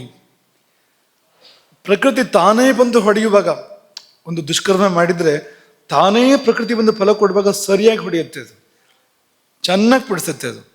ಅದೇ ನಾವಾಗಿ ತಗೊಂಡ್ರೆ ಅದೆಷ್ಟೋ ಹಗುರಾಗುತ್ತೆ, ಎಷ್ಟೋ ಸುಲಭ ಆಗುತ್ತೆ ಅಂತ. ಕಾಯ್ಬಾರ್ದು ಅಂತ. ಈಗ ನಾವು ತಪ್ಪು ಮಾಡಿ ಮುಚ್ಚಿಟ್ಟು ಅದು ಹೇಗೂ ಅಪ್ಪ ಅಮ್ಮಂಗೆ ಗೊತ್ತಾಗಿ ಒಂದು ದಿವಸ ಅವ್ರಿಗೆ ತಾನಾಗೆ ಗೊತ್ತಾದಾಗ ಪೆಟ್ಟು ಜಾಸ್ತಿ ಬೀಳ್ಬೋದು, ದಂಡನ ಜಾಸ್ತಿ ಆಗ್ಬೋದು. ನಾವಾಗಿ ಹೋಗಿ ಇಂಥದ್ದೊಂದು ಮಾಡಿದ್ದೇನೆ ನಾನು ಅಂತ ಹೇಳುವಾಗ, ನಾವಾಗಿ ತಪ್ಪು ಒಪ್ಕೊಳ್ಳುವಾಗ ಅವ್ರು ಎಷ್ಟು ಸಿಟ್ಟು ಬಂದರೂ ಸಿಟ್ಟು ಇಳಿಯುತ್ತೆ ಅಂತ. ಹೌದಾ, ಇನ್ನೊಂದು ಸರಿ ಮಾಡಬೇಡ ಅಂತ ಅಲ್ಲಿಗೆ ಉಳಿಯುತ್ತೆ ಅದು ಅಂತ. ಇಲ್ಲದೆ ಆದರೆ ಕೋಲ್ ಬರುತ್ತೆ ಕೂಡಲೇ ಅಂತ. ಪ್ರಕೃತಿ ಕೂಡ ಹೀಗೆ ಅಂತ. ಪ್ರಕೃತಿ ನಾವಾಗಿ ತಪ್ಪನ್ನು ಅರ್ಥ ಮಾಡಿಕೊಂಡು, ನಮ್ಮ ತಪ್ಪನ್ನು ನಾವೇ ಒಪ್ಕೊಂಡು ನಾವು ಪ್ರಾಯಶ್ಚಿತ್ತ ಆಚರಣೆ ಮಾಡಿದರೆ ಆ ಪಾಪವನ್ನು ಕಳೆದುಕೊಡುತ್ತೆ, ಸುಲಭವಾಗಿ ಹೋಗುತ್ತೆ. ಅಷ್ಟು ಕಷ್ಟ ಆಗೋದಿಲ್ಲ, ಆದರೂ ಕೊಂಚ ಕಷ್ಟ ಇದೆ. ಹಾಗೆ ಪ್ರಾಯಶ್ಚಿತ್ತಗಳು, ಪಾಪ ಪರಿಹಾರಕವಾದ ಪ್ರಾಯಶ್ಚಿತ್ತಗಳ ಪೈಕಿಯಲ್ಲಿ ಕೃಚ್ಛ್ರ ಅಂತ ಒಂದು ಜಾತಿ. ಕೃಚ್ಛ್ರ ಅಂದರೆ ಶಬ್ದಕ್ಕರ್ಥ ಕಷ್ಟ ಅಂತ, ಈಗಾಗಲೇ ನಾವು ಹೇಳಿದ್ವು, ಅದನ್ನು ಕಷ್ಟ ಅಂತಲೇ ಹೇಳಿದ್ವು. ಆದರೆ ಮೂಲ ಧಾತು ಕೃತಿ ಛೇದನೆ. ಆ ಕೃಚ್ಛ್ರ ಶಬ್ದದ ಮೂಲ ಧಾತು ಇದೆಯಲ್ಲ, ಛೇದನ, ಅದಕ್ಕರ್ಥ ಕತ್ತರಿಸೋದು ಅಂತ. ಏನು ಕತ್ತರಿಸೋದು ಅಂದರೆ ಪಾಪವನ್ನು ಕತ್ತರಿಸೋದು. ನಾವು ಗೈದ ದುಷ್ಕರ್ಮದ ಫಲವಾಗಿ ಬಂದ ಪಾಪವನ್ನು ಕತ್ತರಿಸೋದು. ಯಾವುದರ ಮೂಲಕ ಅಂದರೆ ಉಪವಾಸಗಳ ಮೂಲಕ. ಅಲ್ಲಿ ಬೇರೆ ಬೇರೆ ಬಗೆಯ ಉಪವಾಸಗಳನ್ನ ಹೇಳಿದ್ದಾರೆ. ಜಾಸ್ತಿ ವಿಸ್ತಾರಕ್ಕೆ ಹೋಗೋದಿಲ್ಲ ನಾವು, ಯಾಕೆಂದರೆ ಅದೇ ಒಂದು ವಿಸ್ತಾರವಾದ ವಿಷಯ. ಅದು ಯಾವ ಪಾಪಕ್ಕೆ ಏನೇನು ಆಚರಿಸ್ಬೇಕು ಅಂತ ಧರ್ಮಶಾಸ್ತ್ರದಲ್ಲಿದೆ. ಏನೇನು ದೋಷಗಳನ್ನು ಮಾಡಿಕೊಂಡ್ರೆ, ತಪ್ಪುಗಳನ್ನು ಮಾಡಿಕೊಂಡ್ರೆ ಯಾವುದನ್ನು ಮಾಡಬೇಕು ಅಂತಿದೆ. ಅದನ್ನೆಲ್ಲ ಮತ್ತೆ ಆ ಸಂದರ್ಭಗಳು ಬಂದಾಗ ನೋಡೋಣ ಅದನ್ನು. ಈಗ ಅದು ಯಾವ್ಯಾವ ಥರ ಇರುತ್ತೆ ಅಂತ ಸ್ವಲ್ಪ ನೋಡೋಣ. ಒಂದು ಪ್ರಾಜಾಪತ್ಯ ಕೃಚ್ಛ್ರ ಅಂತ ಹೆಸರು, ಪ್ರಾಜಾಪತ್ಯ ಕೃಚ್ಛ್ರ ಅಂತ. ಬೋಧಾಯನರು ಅದನ್ನೇನು ಹೇಳಿದ್ದಾರೆ ಅಂದರೆ, ಪ್ರಾಜಾಪತ್ಯೋ ಭವೇತ್ ಕೃಚ್ಛ್ರ ದಿವಾರಾತ್ರೌ ಅಯಾಚಿತಂ ಕ್ರಮಶೋ ವಾಯುಭಕ್ಷಶ್ಚ ದ್ವಾದಶಾಹಂ ತ್ರ್ಯಹಂ. ಏನಾದರೂ ಗೊತ್ತಾಯ್ತಾ? ಸ್ವಲ್ಪ ಅದು ಸೂತ್ರದಾಗಿದೆ ಇದು ಅವ್ರು ಹೇಳಿದ್ದು. ಅದನ್ನೇ ಮನು ಹೇಳಿದ್ದೇನೆಂದರೆ, ತ್ರ್ಯಹಂ ಪ್ರಾತಃ ತ್ರ್ಯಹಂ ಸಾಯಂ ತ್ರ್ಯಹಂ ಮಧ್ಯಾದಯಾಚಿತಂ ತ್ರ್ಯಹಂ ಪರಂತು ನಾಶ್ನೀಯಾತ್. ತ್ರ್ಯಹಂ ಪ್ರಾತಃ 3 ದಿನ ಹಗಲು ಮಾತ್ರ ಊಟ ಮಾಡು. ತ್ರ್ಯಹಂ ಸಾಯಂ, 3 ದಿನ ಸಾಯಂಕಾಲ ಮಾತ್ರ ಊಟ ಮಾಡು. ಅಂದರೆ 3 ದಿನ ಸಾಯಂಕಾಲದ ಊಟ ಬಿಡು, 3 ದಿನ ಬೆಳಗ್ಗೆ ಊಟ ಬಿಡು, ಇನ್ನು 3 ದಿನ ಸಾಯಂಕಾಲ ಬೆಳಗ್ಗೆ ಯಾವಾಗಲೂ ಊಟ ಮಾಡಿಬೇಡ. ತಾನಾಗಿ ಯಾರು ತಂದು ಕೊಟ್ಟರು ತಿನ್ನೋದನ್ನ. ತಾನಾಗಿ ನಾವೇ ಮೊದಲು ಹೇಳಿಡೋದಲ್ಲ, ನಾನು ಉಪವಾಸ ಕೂತಿರ್ತೇನೆ, ನೀನು ಗಂಟೆಗೆ ಒಂದ್ಸತಿ ತಂದು ಕೊಡು ಅಂದ್ರೆ ಉಪಯೋಗ ಇಲ್ಲ. ಅದಲ್ಲ, ತಾನಾಗಿ ದೈವ ಪ್ರೇರಿತರಾಗಿ ಯಾರಾದರೂ ಆಹಾರ ತಂದು ಕೊಡಬೇಕು. ನಾವು ಅಂಥ ಜಾಗದಲ್ಲಿ ಈಗ ನಾವು ಅಡುಗೆ ಮನೆ ಪಕ್ಕದಲ್ಲಿ ಉಪವಾಸ ಕೂತ್ಕೊಂಡ್ರೆ ಅದು ಯಾರು ತಂದು ಕೊಡ್ತಾರೆ. ಅದಲ್ಲ, ಎಲ್ಲರೂ ಪ್ರತ್ಯೇಕ ಏಕಾಂತ ಸ್ಥಳಕ್ಕೆ ಹೋಗಿ ಕೂತ್ಕೋಬೇಕು ಉಪವಾಸಕ್ಕೆ. ಊಟ ಸಿಗೋ ಜಾಗಕ್ಕೆ ಹೋಗಿ ಕೂತ್ಕೊಂಡು ಸಿಕ್ತು ಊಟ ಮಾಡಿದೆ ಅಂತ ಹೇಳೋದಲ್ಲ. ಅಲ್ಲೆಲ್ಲ ಮಾಡಿದ್ರೆ ಉಪವಾಸ ಅಂತ ಆಗೋದಿಲ್ಲ, ಅನ್ನದ ಪ್ರಮಾಣ ಬರ್ತಾ ಇರುತ್ತೆ, ಅದೆಲ್ಲ ಉಪವಾಸ ಅಲ್ಲ. ಬೇರೆ ಎಲ್ಲರೂ ಹೋಗ್ಬೇಕು, ಅಲ್ಲಿಗೆ ಯಾರಾದರೂ ತಾನಾಗಿ ಆಹಾರ ತಂದು ಕೊಟ್ಟಿದ್ದನ್ನು ಊಟ ತಿನ್ಬೇಕು, ತಂದು ಕೊಟ್ಟಷ್ಟು ಹೊತ್ತಿಗೆ ತಿನ್ಬೇಕು ಅದನ್ನು. ಹೀಗೆ 3 ದಿವಸ. ಆಮೇಲೆ 3 ದಿವಸ ಏನು ತಿನ್ಬಾರ್ದು, ಹಗಲು ಇಲ್ಲ, ರಾತ್ರಿಯೂ ಇಲ್ಲ, ತಂದು ಕೊಟ್ಟರು ಇಲ್ಲ. ಈಗ ನೀವೇನು ಯೋಚನೆ ಮಾಡ್ತಿದ್ದೀರಿ ಅಂದರೆ, ಈಗ 3 ದಿವಸ ಇದನ್ನ ಮಾಡೋದು, ಸಾಯಂಕಾಲದ ಊಟ ಇದೆಯಲ್ಲ ಅದು 3 ದಿನ ಮಾಡೋದು, ಆಮೇಲೆ ಒಂದು 8 ದಿನ ಬಿಟ್ಟು ಮತ್ತೆ 3 ದಿನ ಮಾಡೋದು, ಹಗಲು ಊಟ ಬಿಡೋದನ್ನು ಮಾಡೋದು. ಆಗ ಹೀಗೆಲ್ಲ ಅಲ್ಲ, ಸಾಲಾಗಿ 12 ದಿನ ಬರಬೇಕು, ಸಾಲಾಗಿ 12 ದಿನ ಈ ರೀತಿ ಉಪವಾಸ ಮಾಡಬೇಕು. ಕೊನೆ 3 ದಿನ ಏನೂ ಇಲ್ಲ. ಮೊದಲ 3 ದಿನಗಳು 3 ದಿನ ಬೆಳಗ್ಗೆ 3, ರಾತ್ರಿ ಬೆಳಗ್ಗೆ 1, ಸಾಯಂಕಾಲ 1 ಊಟ ಮಾತ್ರ. ಮತ್ತು ಮಧ್ಯೆ ಇಲ್ಲ ನೆನ್ಪಿಟ್ಕೊಳ್ಳಿ ನೀವು. ಈಗ ಹಗಲು 1 ಊಟ ಮಾತ್ರ ಅಂತ ಹೇಳಿದ್ದಕ್ಕೆ ಬೆಳಗ್ಗೆ ಎದ್ಕೊಂಡು ಚಾ ಕುಡಿಬೋದು, ಕಾಫಿ ಕುಡಿಬೋದು, ಇದೆಲ್ಲ ಇಲ್ಲ. ಊಟ ಇರೋದೇ 2, ನೆನ್ಪಿಟ್ಕೊಳ್ಳಿ. ಮಧ್ಯಾಹ್ನಕ್ಕಿಂತ ಮೊದಲೊಂದು, ಸಾಯಂಕಾಲ ಆದ್ಮೇಲೆ 1, 2 ಊಟ ಇರೋದು. ಅದರಲ್ಲಿ ಒಂದಿಲ್ಲ ಅಂತ ಹೇಳ್ತಿರೋದು ಹೊರತು, ಮಧ್ಯೆ ನಾವು ಏನೇನು ಮಾಡ್ತಿದ್ವು, ಮಧ್ಯಾಹ್ನ ಮೇಲೆ ನಾವು ಇದು ಖಾರ ಶೇವು ತಿಂತಾ ಇದ್ವು ಅಂದರೆ ಅದನ್ನ ತಿನ್ಬೋದು ಅಂತ ಅರ್ಥ ಅಲ್ಲ. ಅದಕ್ಕೆ 4-5 ಗಂಟೆ ಹೊತ್ತಿಗೆ ಖಾರ ಶೇವು ತಿಂತೀವಿ, ಅದೆಲ್ಲ ಅಲ್ಲ. ಒಂದೇ ಊಟ, ಇನ್ನೊಂದು ಊಟ ಇಲ್ಲ ಅಂತ, ಇನ್ನೊಂದು ಹೊತ್ತು ಪೂರ್ತಿ ಖಾಲಿ ಅಂತ. ಹೀಗೆ 12 ದಿನದ ಪ್ರಾಜಾಪತ್ಯ ಕೃಚ್ಛ್ರ ಅಂತ ಇದೊಂದು. ಯಾವುದಕ್ಕೆ ಅನ್ನೋದು ತುಂಬ ಬೇರೆ ಬೇರೆ ಪಾಪಗಳಿಗೆ ಹೇಳಿದ್ದಾರೆ, ಅದನ್ನು ಸಮಯ ಕಡಿಮೆ ಇದೆ, ಅದಕ್ಕೆ ಹೋಗೋದಿಲ್ಲ ನಾವು. ಇನ್ನೊಂದು ಅರ್ಧ ಕೃಚ್ಛ್ರ, ಇದು ಅರ್ಧ. ಈ ಪ್ರಾಜಾಪತ್ಯ ಕೃಚ್ಛ್ರದ ಅರ್ಧ. ಸ್ವಲ್ಪ ನೀವು ಸಮಾಧಾನ ಮಾಡ್ಕೊಳ್ಳಿ. ಉಪವಾಸ ನೀವು ಮಾಡಿದಾಗ ಏನು ಕಷ್ಟ ಆಗುತ್ತೋ ಗೊತ್ತಿಲ್ಲ, ಕೀಡ್ದಾಗಲೇ ನಿಮ್ಗೆ ಕಷ್ಟ ಆಗ್ತಾ ಇದೆ. ಇದನ್ನು ಕಲ್ಪನೆ ಮಾಡ್ಕೊಂಡಾಗಲೇ ಏನೋ ಹೊಟ್ಟೆ ಒಳಗೆಲ್ಲ ಗುಡುಗುಡು ಅಂತ ಇದೆ ನೋಡಿ ನಿಮಗೆ. ಅದು ಅರ್ಧ. 12 ದಿವಸ ಬೇಡ, 6 ದಿವಸ ಮಾಡು. 1 ದಿನ ಬೆಳಗ್ಗೆ ಆಹಾರ ಮಾತ್ರ, ಅಂದ್ರೆ ಹಗಲು ಆಹಾರ ಮಾತ್ರ, ಮತ್ತೊಂದು ದಿನ ರಾತ್ರಿ ಆಹಾರ ಮಾತ್ರ. 2 ದಿನ ತಾನಾಗಿ ಏನು ಆಹಾರ ಬರುತ್ತೆ ಅದನ್ನು ಸೇವನೆ ಮಾಡು. ಮತ್ತೆರಡು ದಿವಸ ಬರೀ ವಾಯು ಸೇವನೆ, ಉಸಿರಾಟ ಮಾತ್ರ, ಊಟ ಇಲ್ಲ. 6 ದಿನಗಳ ಅರ್ಧ ಕೃಚ್ಛ್ರ ಇದು. ಅಂದರೆ ಪಾಪದ ಪ್ರಮಾಣ ಹೊಂದ್ಕೊಂಡು ಬರುತ್ತೆ ಇದು. ಪಾಪ ಬಲವಾಗಿದ್ದಾಗ ಒಂದು ರೀತಿ, ಪಾಪ ಸ್ವಲ್ಪ ಕಡಿಮೆ ಇದ್ದಾಗ ಇನ್ನೊಂದು ರೀತಿ, ಹಾಗೆ ಬರುತ್ತೆ ಇದು. ಇನ್ನೊಂದು ಅತಿ ಕೃಚ್ಛ್ರ ಅಂತ ಹೇಳೋದೇ ಬೇಡ ಅಂತ ಹೇಳ್ತೀರಾ ಇನ್ನು ಬಹುಶಃ ಇದನ್ನು ಶಬ್ದ ಕೇಳಿ. ಅತಿ ಕೃಚ್ಛ್ರ ಅನ್ನೋ ತನಕ ಕಷ್ಟ ಐತೇನೋ ಇಲ್ಲ. ಇದು ಹೇಗೆಂದರೆ, ಮೊದಲ 3 ಹಗಲುಗಳಲ್ಲಿ ಒಂದೊಂದು ಪಿಂಡ ಅಂದರೆ ಶ್ರಾದ್ದದ ಪಿಂಡ ಅಲ್ಲ ಇದು. ಪಿಂಡ ಅಂದರೆ ತುತ್ತು. ಆಗಲ್ಲ, ಇಷ್ಟೆಲ್ಲ ಅಲ್ಲ. ಈ ಒಂದು ಪಿಂಡ ಅಂತ ಹೇಳಿದ್ದಾರೆ ಅಂತ ಒಂದು ಇಷ್ಟು ಅನ್ನ ಮುದ್ದೆ ಕಟ್ಟಿ ಒಂದು ಪಿಂಡ ಅಂತ ಹಾಗೆ ತಿನ್ನೋದಲ್ಲ ಅದು. ಪಿಂಡ ಅಂದರೆ ಅದು ನವಿಲಿನ ಮೊಟ್ಟೆಯ ಗಾತ್ರ ಅಂತ. ನವಿಲಿನ ಮೊಟ್ಟೆ ತಿನ್ನೋದು ಅಂತ ಅರ್ಥ ಅಲ್ಲ, ಪಾಪ ಅದಕ್ಕೆ ಗೂಳು ಕೊಡೋಕೆ ಹೋಗ್ಬಾರ್ದು ನಾವು. ನವಿಲಿನ ಮೊಟ್ಟೆಯ ಗಾತ್ರದ ತುತ್ತು, ಅಥವಾ ಇನ್ನೊಂದು ಕಡೆ ಕೋಳಿ ಮೊಟ್ಟೆ ಅನ್ನೋದ್ರ ಕೂಡ ಬೇರೆ ಕಡೆ ಹೇಳಿದ್ದಾರೆ. ಕುಕ್ಕುಟಾಂಡ ಪ್ರಮಾಣ ಅಂತ ಮತ್ತೊಂದು ಕಡೆ ಉಲ್ಲೇಖ ಇದೆ. ಹಿಂದಿ ವ್ಯಾಖ್ಯಾನಕಾರರು ಗೋರೇಕೆ ಅಂಡೆ ಅಂತ ಹೇಳ್ತಾರೆ, ಕೋಳಿ ಮೊಟ್ಟೆ ಪ್ರಮಾಣ ಅಂತ. ಅದು ಸಂಸ್ಕೃತ ವ್ಯಾಖ್ಯಾನದಲ್ಲಿ ಶಿಖ್ಯಂಡ ಪ್ರಮಾಣ, ನವಿಲಿನ ಅಂಡದ ಪ್ರಮಾಣ ಅನ್ನೋ ಮಾತಿದೆ.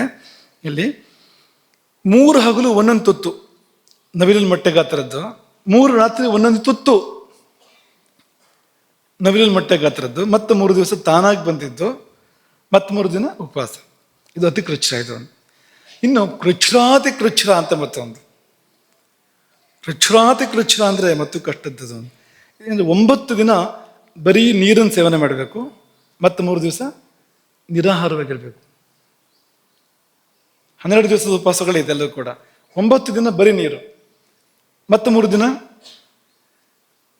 ಕೇವಲ ಗಾಳಿ. ಬೋಧಾಯನರು ಹೇಳಿದ್ದಿದ್ದು ಅಂಬುಭಕ್ಷ ಸ್ತ್ರ್ಯಹಾನೇತಾನ್ ವಾಯುಭಕ್ಷಸ್ತತಃಪರಂ ಏಷ ಕೃಚ್ಛ್ನಾತಿ ಕೃಚ್ಛಸ್ತು ವಿಜ್ಞೇಯ ಸೋತಿ ಪಾವನ.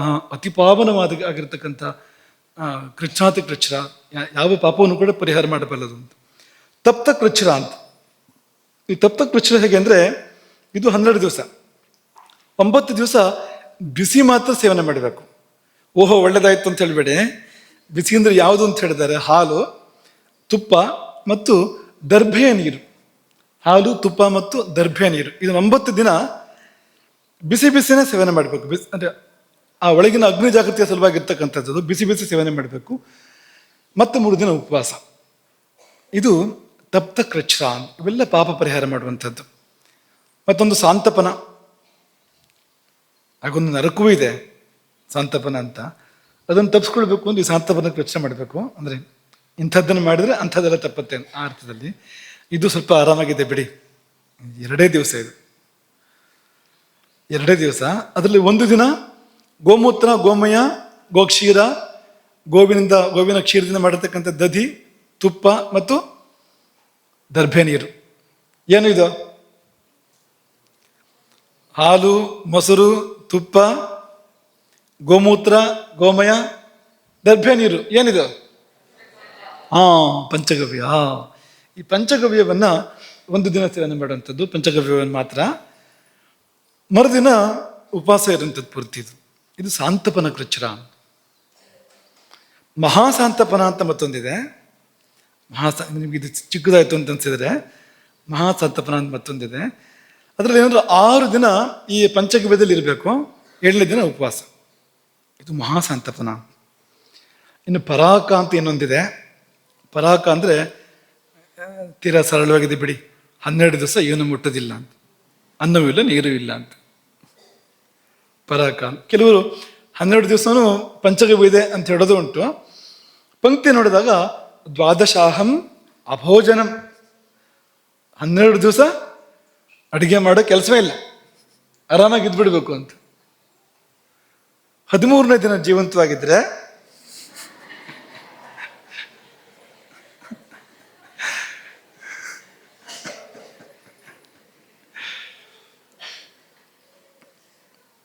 ಉಪವಾಸ ಶಕ್ತಿ ಕೊಡತ್ತೆ ಅಂತ ಹೇಳ್ತಾರೆ.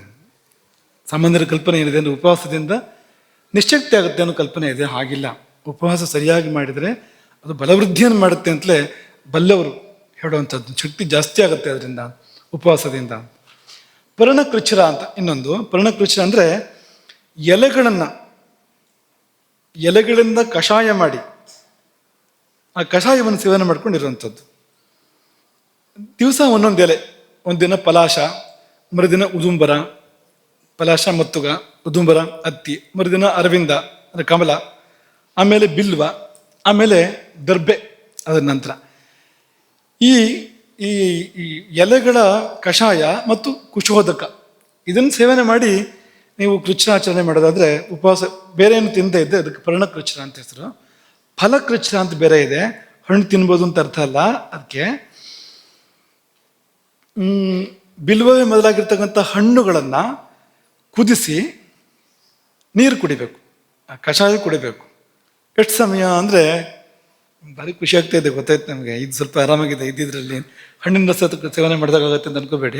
1 ತಿಂಗಳು ಈ ಹಣ್ಣುಗಳ ಕಷಾಯ ಸೇವನೆ ಮಾಡಿ 1 ತಿಂಗಳು ಇರಬೇಕು. ಇದು ಫಲಕೃಚ್ಛ್ರ ಅಂತ ಹೆಸರು ಇದಕ್ಕೆ. ಹಾಗೆ ಶ್ರೀಕೃಚ್ಛ್ರ ಅಂತ ಹೇಳ್ತಾರೆ. ಅದರಲ್ಲಿ ಬಿಲ್ವ ಅಥವಾ ಪದ್ಮಾಕ್ಷ. ಬಿಲ್ವ ಅಂದರೆ ಬಿಲ್ವ ಫಲ, ಪದ್ಮಾಕ್ಷ ಅಂದರೆ ಕಮಲದ ಬೀಜ ಇರುತ್ತಲ್ಲ ಅದು. ಅದನ್ನು ಕುದಿಸಿ ಆ ಕಷಾಯವನ್ನು ಕುಡ್ಕೊಂಡು 1 ತಿಂಗಳು ಇರಬೇಕು. ಅದಕ್ಕೆ ಶ್ರೀಕೃಚ್ಛ್ರ ಅಂತ ಹೆಸರು ಅದಕ್ಕೆ ಹಾಕಿದರೆ. ಇನ್ನೊಂದು, ನೀವು ಯಾವುದೇ ಇವುಗಳ ಎಲೆಗಳಿಂದ ಕಷಾಯ ಮಾಡ್ಕೊಂಡು ನೀವು ಕುಡ್ಕೊಂಡಿದ್ರೆ ಅದಕ್ಕೆ ಪತ್ರಕೃಚ್ಛ್ರ ಅಂತ ಹೆಸರು. ಹೂವುಗಳಿಂದ ಮಾಡಿದರೆ ಪುಷ್ಪಕೃಚ್ಛ್ರ ಅಂತ. ಆಮೇಲೆ ಮೂಲ ಅಂದರೆ ಬೇರುಗಳಿಂದ ಮಾಡಿದರೆ ಅದು ಮೂಲಕೃಚ್ಛ್ರ ಅಂತ. ಹೀಗೆಲ್ಲ ಅದಕ್ಕೆ ಪತ್ರ, ಪುಷ್ಪ, ಮೂಲ ಕೃಚ್ಛ್ರಗಳು ಅಂತ ಹೆಸರು. ಇನ್ನೊಂದು ಕೃಚ್ಛ್ರ ಇದೆ, ಚಾಂದ್ರಾಯಣ ಅಂತ. ಇದೆ ಅನೇಕ. ಚಾಂದ್ರಾಯಣ ಒಂದನ್ನು ಹೇಳಿ ನಿಲ್ಲಿಸ್ತೀವಿ. ಚಾಂದ್ರಾಯಣ ಕೃಚ್ಛ್ರ ಅಂದರೆ ಈ ಹಳ್ಳಿಗಳಲ್ಲಿ ಒಂದು ಮಾತಿದೆ, ಎಲ್ಲ ಸ್ವಲ್ಪ ಏನಾದ್ರು ಆಚೀಚೆ ಆಗಿದ್ರೆ ಚಾಂದ್ರಾಯಣ ಒಳ್ಳೊಳ್ಳೆ ಶಬ್ದಗಳನ್ನೆಲ್ಲ ಹೇಗೆ ಬಳಸಿದ್ದಾರೆ ಅಂದರೆ, ಏನೋ ನಿಮ್ಮಂದ್ರೆ ರಾಮಾಯಣ ಅಥವಾ ನಿಂದೇನೋ ರಾಮಾಯಣ ಅಂತ ಕೇಳೋದು. ರಾಮಾಯಣ ಎಷ್ಟು ಚೆನ್ನಾಗಿದೆ. ರಾಮಾಯಣದಲ್ಲಿ ಪೂರ್ತಿ ಧರ್ಮದಂತೆ ರಾಮ ಬದುಕಿದ್ದನ್ನು ನಿರೂಪಣೆ ಮಾಡಿರ್ತಕ್ಕಂಥ ಕಾವ್ಯ. ಅಸಂಬದ್ಧವಾಗಿ ಯಾರಾದ್ರೂ ಇದ್ದರೆ ರಾಮಾಯಣ ಅಂತ ಅನ್ನೋದು ಅಂದರೆ ಒಳ್ಳೆಯದನ್ನು ಕೆಟ್ಟದ್ದಕ್ಕೆ ಬಳಸುವಂಥದ್ದು. ಯಾರಾದರೂ ಚೇಷ್ಟೆ ಕುಚೇಷ್ಟೆ ಮಾಡಿದರೆ ಹನುಮಂತ ಅಂತ ಅನ್ನೋದು. ಅವನಿಗೆ ಹನುಮಂತ ಹೇಗಿದ್ದ, ಎಂಥ ವ್ಯಕ್ತಿತ್ವ ಹನುಮಂತ ಅಂತಂದರೆ, ನಾವು ಅದರ ಒಂದು ರೋಮದ ಯೋಗ್ಯತೆ ಕೂಡ ನಮಗಿಲ್ಲ, ಹನುಮಂತ ಅಂತ ಬೈಯೋದು. ಆಮೇಲೆ ರಾಮಾಯಣ ಅಂತ ಹೇಳೋದು, ಅವ್ರ ಮನೇಲಿ ಮಹಾಭಾರತ ಅಂತ ಅನ್ನೋದು. ಎಲ್ಲ ಒಳ್ಳೊಳ್ಳೆ ಶಬ್ದಗಳೆಲ್ಲ ಹೇಗೆ ಬಂದ್ಬಿಟ್ಟಿದೆ. ಚಂದ್ರಾಯಣ ಕೂಡ ಹಾಗೆ. ಚಂದ್ರಾಯಣ ಅಂದರೆ ಒಂದು ಅದ್ಭುತವಾದ ಉಪವಾಸ. ಅದು ಈ ಚಂದ್ರನ ಗತಿಗೆ ತಕ್ಕಂತೆ ಉಪವಾಸ ಇರುತ್ತೆ. ಅಲ್ಲಿ 1 ತಿಂಗಳು ಉಪವಾಸ. ಅದು ಚಂದ್ರಾಯಣ ಅಂತಂದರೆ ಪೂರ್ತಿ ನಿರಾಹಾರ ಅಲ್ಲ, ಚಂದ್ರನ ಹತ್ರನ ಹೋಗ್ಬೋದು 1 ತಿಂಗಳಿಡೀ ಉಪವಾಸ ಮಾಡಿದರೆ. ಆ ಥರದ್ದಲ್ಲ ಇದು. ಚಂದ್ರಾಯಣ ಅಂದರೆ ಶುಕ್ಲ ಪಕ್ಷದಲ್ಲಿ ಒಂದೊಂದೇ ತುತ್ತು ಜಾಸ್ತಿ ಮಾಡೋದು. ಅಂದರೆ ನಾವೀಗೇನು ಊಟ ಮಾಡ್ತಾ ಇದ್ದೀವೋ ಇದಕ್ಕಿಂತ 1 ತುತ್ತು ಜಾಸ್ತಿ ಶುರು ಮಾಡೋದು ಅಂತ ಹಾಗರ್ಥ ಅಲ್ಲ. ಅದಕ್ಕೆ ಶುಕ್ಲ ಪಕ್ಷದ ಪ್ರತಿಪದೆಯ ದಿನ 1 ತುತ್ತು, ಬಿದಿಗೆಗೆ 2 ತುತ್ತು, ತದಿಗೆಗೆ 3 ತುತ್ತು, ಚೌತಿಗೆ 4, ಪಂಚಮಿಗೆ 5, ಹುಣ್ಣಿಮೆಗೆ 15 ತುತ್ತು. ಆಮೇಲೆ ಪಾಡ್ಯ ಬರುತ್ತಲ್ವಾ, ಪಾಡ್ಯ ಬಂದಾಗ 1 ತುತ್ತು ಕಡಿಮೆ ಆಗುತ್ತೆ, ಬಿದಿಗೆಗೆ ಮತ್ತೊಂದು ತುತ್ತು ಕಡಿಮೆ ಆಗುತ್ತೆ, ತದಿಗೆಗೆ ಇನ್ನೊಂದು ತುತ್ತು ಕಡಿಮೆ ಆಗುತ್ತೆ. ಅಮಾವಾಸ್ಯೆ ದಿನ ಉಪವಾಸ ಪೂರ್ತಿ, 1 ದಿನ ಮಾತ್ರ ಉಪವಾಸ. ಚೆನ್ನಾಗಿದೆ ಅಲ್ವಾ ಇದು? 1 ದಿನ ಉಪವಾಸ ಅಂತ. ಇದನ್ನ ಪಿಪೀಲಿಕಾ ಮಧ್ಯ ಮತ್ತು ಯವ ಮಧ್ಯ ಅಂತ 2 ಥರ ಹೇಳ್ತಾರೆ. ಒಂದು ಮಧ್ಯ ದಪ್ಪ ಇರೋದು, ಅಂದರೆ ಹುಣ್ಣಿಮೆ ಮಧ್ಯ ಬರೋ ಥರ ಮಾಡ್ಕೊಂಡ್ರೆ ಮಧ್ಯ ಆಹಾರ ಜಾಸ್ತಿ ಇರುತ್ತೆ. ಅಮಾವಾಸ್ಯೆ ಮಧ್ಯ ಬರೋ ಥರ ಮಾಡ್ಕೊಂಡ್ರೆ ಅವತ್ತು ಉಪವಾಸ ಇರುತ್ತೆ. ಮಧ್ಯೆ ಉಪವಾಸ ಬರೋ ಥರ ಅಥವಾ ಮಧ್ಯೆ 15 ತುತ್ತು ಬರೋ ಥರ 2 ಥರನೂ ಮಾಡ್ಕೋಬೋದು ಇದನ್ನ ಅಂತ. ನೀವು ಹುಣ್ಣಿಮೆ ಮಧ್ಯ ಬರೋ ಥರನೂ ಮಾಡ್ಕೋಬೋದು, ಅಮಾವಾಸ್ಯೆ ಮಧ್ಯ ಬರೋ ಥರನೂ ಮಾಡ್ಕೋಬೋದು. ಪಿಪೀಲಿಕಾ ಮಧ್ಯ, ಪಿಪೀಲಿಕಾ ಇರುವೆ ಮಧ್ಯ ಹೇಗಿರುತ್ತೆ ಮತ್ತು ಈ ಬಾರ್ಲಿ ಮಧ್ಯ ಹೇಗಿರುತ್ತೆ ಅಂತ ಯೋಚನೆ ಮಾಡಿ ಅಂತ. ಒಂದು ದಪ್ಪ ಇರುತ್ತೆ ಮಧ್ಯೆ, ಇನ್ನೊಂದು ಸಪುರ ಇರುತ್ತೆ, ಕೃಷ ಇರುತ್ತೆ ಅಂತ. ಹಾಗೆ ಅಮಾವಾಸ್ಯೆ ಮಧ್ಯೆ ಬರೋ ಥರ, ಹುಣ್ಣಿಮೆ ಮಧ್ಯೆ ಬರೋ ಥರ ಮಾಡ್ಕೋಬೋದು ಅಂತ, ಮಾಡ್ಕೊಳಕ್ಕೆ ಸಾಧ್ಯ ಇದೆ. ಹೀಗೆ ಮಾಡಿದರೆ ಅದು ಚಾಂದ್ರಾಯಣ ಅಂತ ಹೆಸರು. ಇವೆಲ್ಲ ಘೋರ ಪಾಪಗಳನ್ನು ನಾಶ ಮಾಡ್ತೇವೆ. ಮಾಡಬಾರದು ಕೆಲಸಗಳನ್ನು ಮಾಡಿದಿದ್ರೆ, ಕೆಟ್ಟ ಕೆಲಸಗಳನ್ನು ಮಾಡದಿದ್ರೂ ಕೂಡ ಇದು ನಮ್ಮನ್ನು ಪುನಃ ಶುದ್ಧ ಮಾಡುತ್ತೆ, ನರಕವನ್ನು ತಪ್ಪಿಸುತ್ತೆ, ನಮ್ಮ ಕುಲ ಪತನಗೊಳ್ಳೋದನ್ನು ತಪ್ಪಿಸುತ್ತೆ. ಈ ಉಪವಾಸಗಳು ತುಂಬ ಪಾವನವಾಗಿರುವಂಥದ್ದು, ತುಂಬ ಶ್ರೇಷ್ಠವಾಗಿರುವಂಥದ್ದು ಇಂಥ ಉಪವಾಸಗಳು. ಹಾಗಾಗಿ ಇನ್ನೂ ಇದೆ ಬ್ರಹ್ಮಕೃಚ್ಛ್ರ ಅಂತಿದೆ. ಬ್ರಹ್ಮಕೃಚ್ಛ್ರ ಅಂದರೆ ಈ ಪಂಚಗವ್ಯದಿಂದ ಹೋಮ ಮಾಡಿ ಹೋಮಶೇಷವನ್ನು ಸೇವನೆ ಮಾಡಿಕೊಂಡು ಇರುವಂಥದ್ದು ಬ್ರಹ್ಮಕೃಚ್ಛ್ರ ಅಂದರೆ. ಆ ಅದನ್ನು ಕೂಡ ಆಲೋಡನೆ ಮಾಡಿ ಕಡೆದು ಸೇವನೆ ಮಾಡುವಂತೆಲ್ಲ ಹೇಳಿದೆ. ಅದ ನಂತರ ಅದು ಬ್ರಹ್ಮಕೃಚ್ಛ್ರ ಅಂತ ಹೆಸರು. ಅದು ಕೂಡ ಪಾಪಗಳನ್ನು ಸುಡುವಂಥದ್ದು. ಇವೆಲ್ಲ ಧರ್ಮಶಾಸ್ತ್ರ ಹೇಳಿದ ಕೃಚ್ಛ್ರಗಳು. ಇನ್ನು ಇವತ್ತಿನ ವಿಷಯಕ್ಕೆ ಈಗ ತಾನೇ ಬಂದು ತಲುಪ್ತಾ ಇದ್ದೇವೆ. ನಿಮ್ಮ ಪ್ರಶ್ನೆಗಳು ತುಂಬ ಇತ್ತು, ನಾವೇನು ಮಾಡೋದು? ಅನೇಕ ಪ್ರಶ್ನೆಗಳಿದ್ವು. ಆಯುರ್ವೇದದ ಉಪವಾಸ ಏನು ಅಂತ, ಧರ್ಮಶಾಸ್ತ್ರದ ಉಪವಾಸಗಳು ಒಂದು ಮಟ್ಟಿಗೆ ಹೇಳಿದ್ವು. ಇಷ್ಟು ಆಯಿತು ಅಂತಲ್ಲ, ಸ್ವಲ್ಪ ಮುಟ್ಟಿ ಬಿಟ್ಟು ಹಾಗಿದ್ವು. ಆಯುರ್ವೇದ ಹೇಳ್ತಕ್ಕಂಥ ಉಪವಾಸ, ಅದು ಕೂಡ ಉಪವಾಸ ಹೇಳುತ್ತೆ ಆಯುರ್ವೇದವು ಕೂಡ. ಅದೇನೋ ಈಗ ದೇವ್ರ ಮೇಲಿನ ಭಕ್ತಿಯಿಂದ ಮೈಮರೆತು ಮಾಡೋದ ಉಪವಾಸದ ರೀತಿದಲ್ಲ, ಅದು ಬೇರೆ ಥರದ್ದು ಆ ಉಪವಾಸ. ಅದೇನಪ್ಪ ಅಂದರೆ ಅದಕ್ಕೆ ಪುನಃ ಒಂದು ಮಾತನ್ನು ಹೇಳಬೇಕಾಗತ್ತೆ. ಊಟದಿಂದ ಕೆಲವು ರೋಗಗಳ ಪರಿಹಾರ,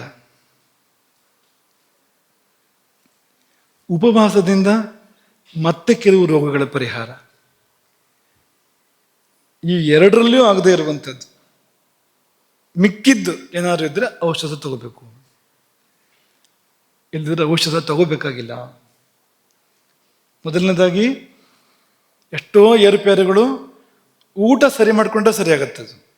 ಊಟದಲ್ಲಿ ಮಾಡ್ತಕ್ಕಂಥ ಹೊಂದಾಣಿಕೆಗಳು. ಒಳ್ಳೆ ಆಯುರ್ವೇದ ವೈದ್ಯರುಗಳು ಔಷಧವನ್ನು ಅಡುಗೆ ಮನೇಲಿ ಹುಡುಕ್ತಾ ಇರ್ತಾರೆ, ಅಂಗಡಿಗೆ ಹೋಗೋದಿಲ್ಲ.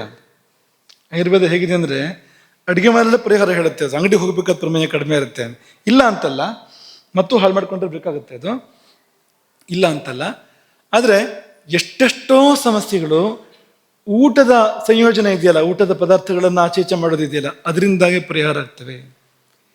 ಅಥವಾ ಊಟದ ವ್ಯವಸ್ಥೆ ಸರಿ ಮಾಡಿಕೊಂಡ್ರೆ ಎಷ್ಟೋ ವಿಷಯಗಳು ಸರಿಯಾಗಿ ಬಿಡುತ್ತೆ.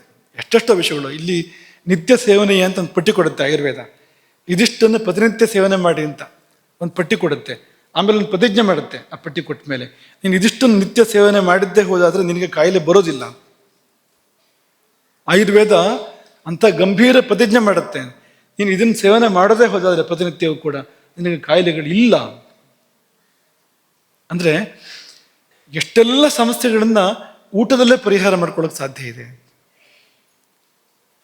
ಮತ್ತೆ ಕೆಲವನ್ನ ಉಪವಾಸದಲ್ಲಿ ಪರಿಹಾರ ಮಾಡ್ಕೊಳ್ಳೋಕೆ ಸಾಧ್ಯ ಇದೆ. ಎಷ್ಟೋ ಕಾಯಿಲೆಗಳಿಗೆ ಉಪವಾಸವನ್ನು ಪರಿಹಾರವಾಗಿ ಹೇಳಿದ್ದಾರೆ. ಲಂಘನಂ ಪರಮೌಷಧಂ ಅನ್ನೋ ಮಾತಿದೆ. ಎಲ್ಲದಕ್ಕೂ ಎಲ್ಲ ಕಾಲಕ್ಕೂ ಎಲ್ಲರಿಗೂ ಅಂತ ಅರ್ಥ ಅಲ್ಲ ಅದಕ್ಕೆ. ಲಂಘನಂ ಅಂದ್ರೇನು? ಹಾರೋದು ಅಲ್ವಾ? ಈ ಕಡೆಯಿಂದ ಆ ಕಡೆಗೆ ಹಾರೋದು. ಅದಾ ಹಾರಿದ್ರೆ ಲೋಕ ಪರಿಹಾರ ಆಗತ್ತಾ? ಮತ್ತೇನು? ಲಂಘನಂ ಅಂದ್ರೆ ಮಧ್ಯಾಹ್ನ ಊಟ ಮಾಡಿದ್ದೆ, ಸಾಯಂಕಾಲ ಊಟ ಮಾಡಿದೆ, ನಾಳೆ ಮಧ್ಯಾಹ್ನ ಊಟ ಮಾಡ್ತೇನೆ, ಲಂಘನ ಆಯ್ತಲ್ವಾ? ಈ ಮಧ್ಯಾಹ್ನದ ಊಟದಿಂದ ನಾಳೆ ಮಧ್ಯಾಹ್ನದ ಊಟಕ್ಕೆ ಹಾರಿದ್ದದು ಅಂತ. ಆಂಗ್ಲ ಭಾಷೆಯಲ್ಲಿ ಸ್ಕಿಪ್ ಅಂತ ಹೇಳೋದಿಲ್ವಾ? ಸಾಯಂಕಾಲ ಊಟ ಸ್ಕಿಪ್ ಮಾಡೋದು ಅಂತ ಹೇಳೋದಿಲ್ವಾ? ಸ್ಕಿಪ್ ಅಂದ್ರೆ ಏನು? ಸ್ಕಿಪ್ಪಿಂಗ್ ಅಂತ ಮಾಡ್ತಿರಲ್ಲ, ಏನು ಮಾಡ್ತೀರಿ ಸ್ಕಿಪ್ಪಿಂಗ್ ಅಂತ ಮಾಡ್ಬೇಕಾದ್ರೆ? ಹಾಡ್ತಿರೋ ಇಲ್ವೋ ಅಂತ. ಹಾಗೆ ಊಟದಿಂದ ಮಧ್ಯೆ ಹೊತ್ತನ್ನು ಬಿಟ್ಟು ಮತ್ತೊಂದು ಹೊತ್ತಿಗೆ ಹಾರದಿದೆಯಲ್ಲ, ಈ ಹೊತ್ತಿಂದ ಆ ಹೊತ್ತಿಗೆ, ಅದು ಲಂಘನ. ಅದು ಮತ್ತೆ ಧಾತುವನ್ನೇ ಅಥವಾ ಸರಿಯಾಗಿ ವಿಶ್ಲೇಷಣೆ ಮಾಡಿದರೆ ಲಘುತ್ವವನ್ನು ಯಾವುದು ಕೊಡುತ್ತೋ ಅದು ಲಂಘನ. ಅಂದರೆ ಹಗುರಾಗಿಸುವಂಥದ್ದು ಅಂತ. ಭಾರವನ್ನೆಲ್ಲ ಕಳೆದು ನಮ್ಮನ್ನು ಹಗುರ ಮಾಡುವಂಥದ್ದು. ಈ ಹಗುರಾಗೋದು ಯಾವ ಗುಣ? ತಮೋಗುಣವೋ, ರಜೋಗುಣವೋ, ಸತ್ವಗುಣವೋ? ಸತ್ವಗುಣ ಬರುತ್ತೆ ಅಂತ ಅರ್ಥ ಅದಕ್ಕೆ ಉಪವಾಸ ಮಾಡಿದರೆ.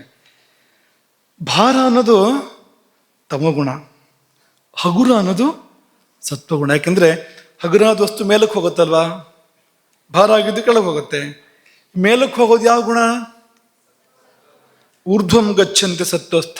ಸತ್ವಗುಣ ಮೇಲಕ್ಕೆ ಎತ್ತತ್ತೆ ನಮ್ಮನ್ನ, ತಮೋಗುಣ ಕೆಳಗೆ ಎಳೆಯುತ್ತೆ. ಭಾರ ಅದು ಅಂತ. ಭಾರದ ಕಾರಣಕ್ಕೆ ತೂಕ ಅನ್ನೋದು ತಮಸ್ಸದು ಯಾವಾಗಲೂ. ಆ ಹಗುರ ಅನ್ನೋದು ಸತ್ವ ಅದು. ಹಾಗಾಗಿ ಉಪವಾಸದ ಕುರುಹೇನು? ಉಪವಾಸ ಸರಿಯಾಗಿದೆ ಅನ್ನೋದ್ರ ಕುರುಹೇನು? ಹಗುರಾಗಬೇಕು, ಮನಸ್ಸು ಹಗುರಾಗಬೇಕು, ಮೈ ಮಾತ್ರ ಅಲ್ಲ. ಆಯುರ್ವೇದದ ಆಚಾರ್ಯರುಗಳು ಉಪವಾಸದ ಫಲ ಹೇಳಬೇಕಾದ್ರೆ ಹೃದಯದ ಮೇಲೆ, ಮನಸ್ಸಿನ ಮೇಲೆಲ್ಲ ಫಲ ಹೇಳಿದ್ದಾರೆ. ನಿರ್ವ್ಯಥೆ ಉಂಟಾಗಬೇಕು ಅಂತ ಹೇಳ್ತಾರೆ ಅವರು. ಯಾವುದೇ ವ್ಯಥೆ ಇರಬಾರ್ದು, ಹೃದಯ ಶುದ್ಧಿ ಆಗಬೇಕು ಅಂತೆಲ್ಲ ಹೇಳ್ತಾರೆ ಅವರು ಅಂತ. ಹಾಗಾಗಿ ಮೈ ಮನಸ್ಸುಗಳು ಹಗುರಾಗುವಂಥದ್ದು ಉಪವಾಸದ ಫಲ ಅಂತ.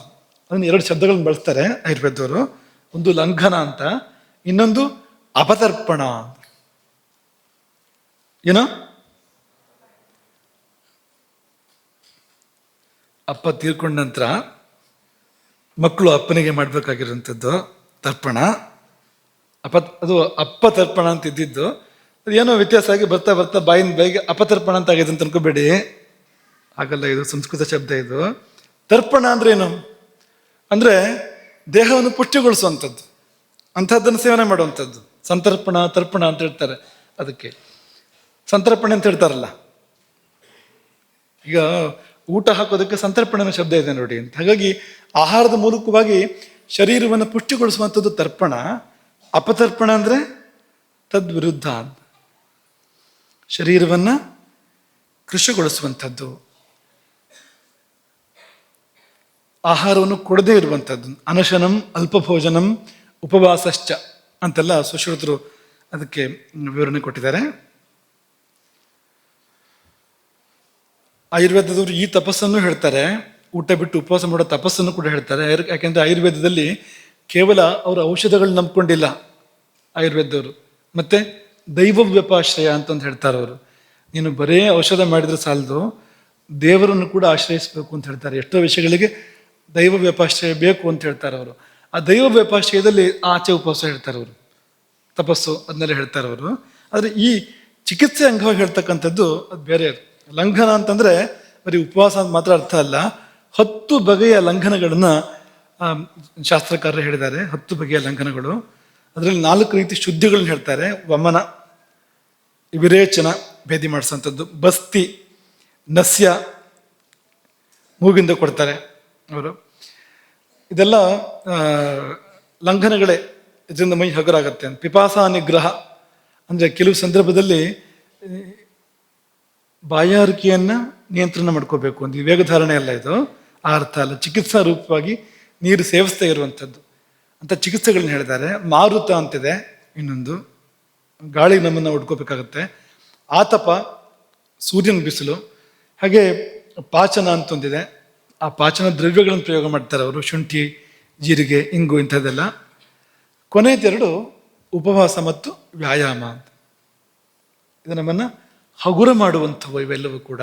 ಉಪವಾಸ ಮತ್ತು ವ್ಯಾಯಾಮ ಇದೆರಡು ಕೂಡ. ಎಲ್ಲೆಲ್ಲರಿಗೂ ಹೇಳಿಲ್ಲ, ಎಲ್ಲ ಸಮಯಕ್ಕೂ ಹೇಳಿಲ್ಲ. ರೋಗಬಲ ಅಲ್ಪ ಇದ್ದಾಗ ಎಲ್ಲ ಹೇಳಿದ್ದಾರೆ. ತೀವ್ರ ಇದ್ದಾಗೆಲ್ಲ ಮಾಡಕ್ಕೆ ಹೋದರೆ ಇನ್ನೇನು ಆಗ್ಬಿಡ್ಬೋದು, ತೊಂದರೆ ಆಗ್ಬಿಡ್ಬೋದು. ಅಲ್ಲ, ಅಲ್ಪವಾಗಿದ್ದಾಗ ಮಾಡು ಅಂತ ಹೇಳಿದ್ದಾರೆ. ಕೆಲವು ಕಾರ್ಯಗಳಿಗೆ ಪಟ್ಟಿ ಕೊಟ್ಟಿದ್ದಾರೆ, ಆ ಕಾರ್ಯಗಳಲ್ಲಿ ಮಾಡುವಂಥ. ಉದಾಹರಣೆಗೆ ಜ್ವರ, ಈ ಜ್ವರದ ಆದಿಯಲ್ಲಿ ಲಂಘನ ತುಂಬ ಒಳ್ಳೆಯದು ಅಂತ ಹೇಳ್ತಾರೆ, ಉಪವಾಸ ಮಾಡು ಅಂತ ಹೇಳ್ತಾರೆ ಜ್ವರ ಬಂದ ಆರಂಭದಲ್ಲಿ. ಅದು ಎಲ್ಲ ಜ್ವರಕ್ಕೂ ಹಾಗೆ ಮಾಡಬೇಕು ಅಂತಲ್ಲ, ಜ್ವರದ ಎಲ್ಲ ಸ್ಥಿತಿಯಲ್ಲೂ ಮಾಡಬೇಕು ಅಂತಲ್ಲ. ಜ್ವರ ಮುಂದುವರೆದ ಸ್ಥಿತಿಯೋ ಮುಕ್ತಾಯ ಸ್ಥಿತಿಯೋ ಅಲ್ಲಿ ಮಾಡಬೇಕು. ಜ್ವರ ಮುಕ್ತಾಯ ಆದಮೇಲೆ ಪುಷ್ಟಿ ಮಾಡ್ತಾ ಹೋಗ್ಬೇಕು ಮತ್ತೆ ಶರೀರವನ್ನು, ಅಂತ ಸಂದರ್ಭ ಇರ್ತದೆ, ಆಗೆಲ್ಲ ಮಾಡುವಂತಲ್ಲ ಅದನ್ನ. ಇದೆಲ್ಲ ನೀವು ಪ್ರವಚನ ಕೇಳ್ಕೊಂಡು ಮಾಡಕ್ಕಿರೋದಲ್ಲ ಈ ಉಪವಾಸ ಎಲ್ಲ. ಈ ಕಾಯಿಲೆಗೆ ಹೇಳಿದ್ದಾರೆ ಗುರುಗಳು ಉಪವಾಸ ಅಂತ ಮಾಡಕ್ಕಿರೋದಲ್ಲ, ಇದೆಲ್ಲ ವೈದ್ಯರನ್ನು ಕೇಳಿ ಮಾಡಕ್ಕಿರೋವಂಥದ್ದು. ಹಾಗೆ ಒಂದಷ್ಟು ಪಟ್ಟಿಗಳನ್ನು ಕೊಟ್ಟಿದ್ದಾರೆ ರೋಗಗಳದ್ದು. ಆ ರೋಗಗಳಲ್ಲೆಲ್ಲ ಉಪವಾಸವನ್ನು ಅಥವಾ ಅಪತರ್ಪಣವನ್ನು ಚಿಕಿತ್ಸೆಯಾಗಿ ಹೇಳಿದ್ದಾರೆ. ಆದರೆ ಯಾರು ಮಾಡಬಾರ್ದು ಅಂದರೆ ಈ ಶ್ವಾಸ ಕಾಸ ಇರೋವಂಥವ್ರು, ದಮ್ಮು ಇರೋವಂಥವ್ರು, ಅತಿ ಹಸುವು ಇರೋವಂಥವ್ರು, ಅವರಿಗೆ ಮತ್ತೆ ಉಪವಾಸ ಹೇಳಿದರೆ ಅನಾಹುತ ಆಗತ್ತೆ. ಬಾಯಾರಿಕೆ, ಮುಖಶೋಷ, ಬಾಯಾರಿಕೆ ಇರುವಂಥವ್ರು, ಬಾಯಿ ಒಣಗೋದು, ಗರ್ಭಿಣಿಯರು, ಬಾಲಕರು, ವೃದ್ಧರು, ದುರ್ಬಲರು, ಇವರೆಲ್ಲ ಮಾಡಬಾರ್ದು ಉಪವಾಸವನ್ನು ಅಂತ. ಹೀಗೆ ಉಪವಾಸ ಸರಿಯಾಯಿತು ಅಂದರೆ ಅದಕ್ಕೆ ಲಕ್ಷಣಗಳನ್ನ ಹೇಳ್ತಾರೆ. ಉಪವಾಸ ಚೆನ್ನಾಗಾಯಿತು ಅಂದರೆ ಶರೀರದಿಂದ ಹೊರಗೆ ಹೋಗಬೇಕಾಗಿರುವಂಥದ್ದು ಬೇಡದೇ ಇರುವ ಅಂಶಗಳು ಸರಾಗವಾಗಿ ಹೊರಗೆ ಹೋಗ್ತವೆ. ಅದು ಘನ ರೂಪ ಇರ್ಬೋದು, ದ್ರವ ರೂಪ ಇರ್ಬೋದು, ವಾಯು ರೂಪ ಇರ್ಬೋದು. ಶರೀರದಿಂದ ಯಾವುದು ಹೊರಗೆ ಹೋಗಬೇಕೋ ಅದು ಸರಾಗವಾಗಿ ಹೋಗುವಂಥದ್ದು, ದೇಹ ಹಗುರಾಗುವಂಥದ್ದು. ಹೃದಯ ಶುದ್ಧಿ ಏರ್ಪಡುತ್ತೆ ಅದರಿಂದಾಗಿ ಅಂತ. ಪಾಪ ಕಳೆದು ಹೋಗುತ್ತಲ್ಲ ಅದರಿಂದಾಗಿ ಹೃದಯ ಶುದ್ಧಿ ಏರ್ಪಡುತ್ತೆ. ಉದ್ಗಾರ ಶುದ್ಧಿ ಅಂದರೆ ತೇಗಬೇಕಾದ್ರೆ ಕೆಲವರಿಗೆ ಏನೋ ತೇಗಲ್ಲಿ ಪರಿಮಳ ಬರ್ತಾ ಇರುತ್ತೆ, ಆಹಾರದ ಗಂಧ. ಅದೊಂದು ಸ್ವಲ್ಪ ಹೊತ್ತು ಬಂದರೆ ಪರವಾಗಿಲ್ಲ, ಯಾವ್ಯಾವಲ್ಲೂ ಬರ್ತಾ ಇದ್ರೆ ತಪ್ಪದು. ಈ ಬೆಳಗ್ಗೆ ಎದ್ದು ಕೂಡಲೇ ಮಾಡಬೇಕಾದ ಮೊದಲನೇ ಕಾರ್ಯ ಯಾವುದು ಗೊತ್ತಾ ನಿಮಗೆ? ಎದ್ದು ಕೂಡಲೇ ಮಾಡುವಂಥದ್ದು ಮೊದಲ ಕಾರ್ಯಗಳಲ್ಲಿ ಬರುತ್ತೆ. ಅದು ಏನು ಗೊತ್ತಾ? ಜೀರ್ಣಂ ನಿರೂಪಯನ್. ಎದ್ದು ಕೂಡಲೇ ರಾತ್ರಿ ಊಟ ಮಾಡಿದ ಜೀರ್ಣ ಆಗಿದ್ರು ನೋಡ್ಕೋಬೇಕಂತೆ. ಹೀಗೆ ಬಗ್ಗೆ ನೋಡ್ಕೊಳ್ಳೋದಲ್ಲ ಹೊಟ್ಟೆಯನ್ನು, ಜೀರ್ಣ ಆಗಿದೆಯೋ ಇಲ್ವೋ ಅಂತ. ಮತ್ತೆ ಯಾಕೆ ಗೊತ್ತಾಗುತ್ತದು? ಮೈ ಹಗುರಾಗಿರ್ಬೇಕು, ಭಾರ ಇರಬಾರ್ದು.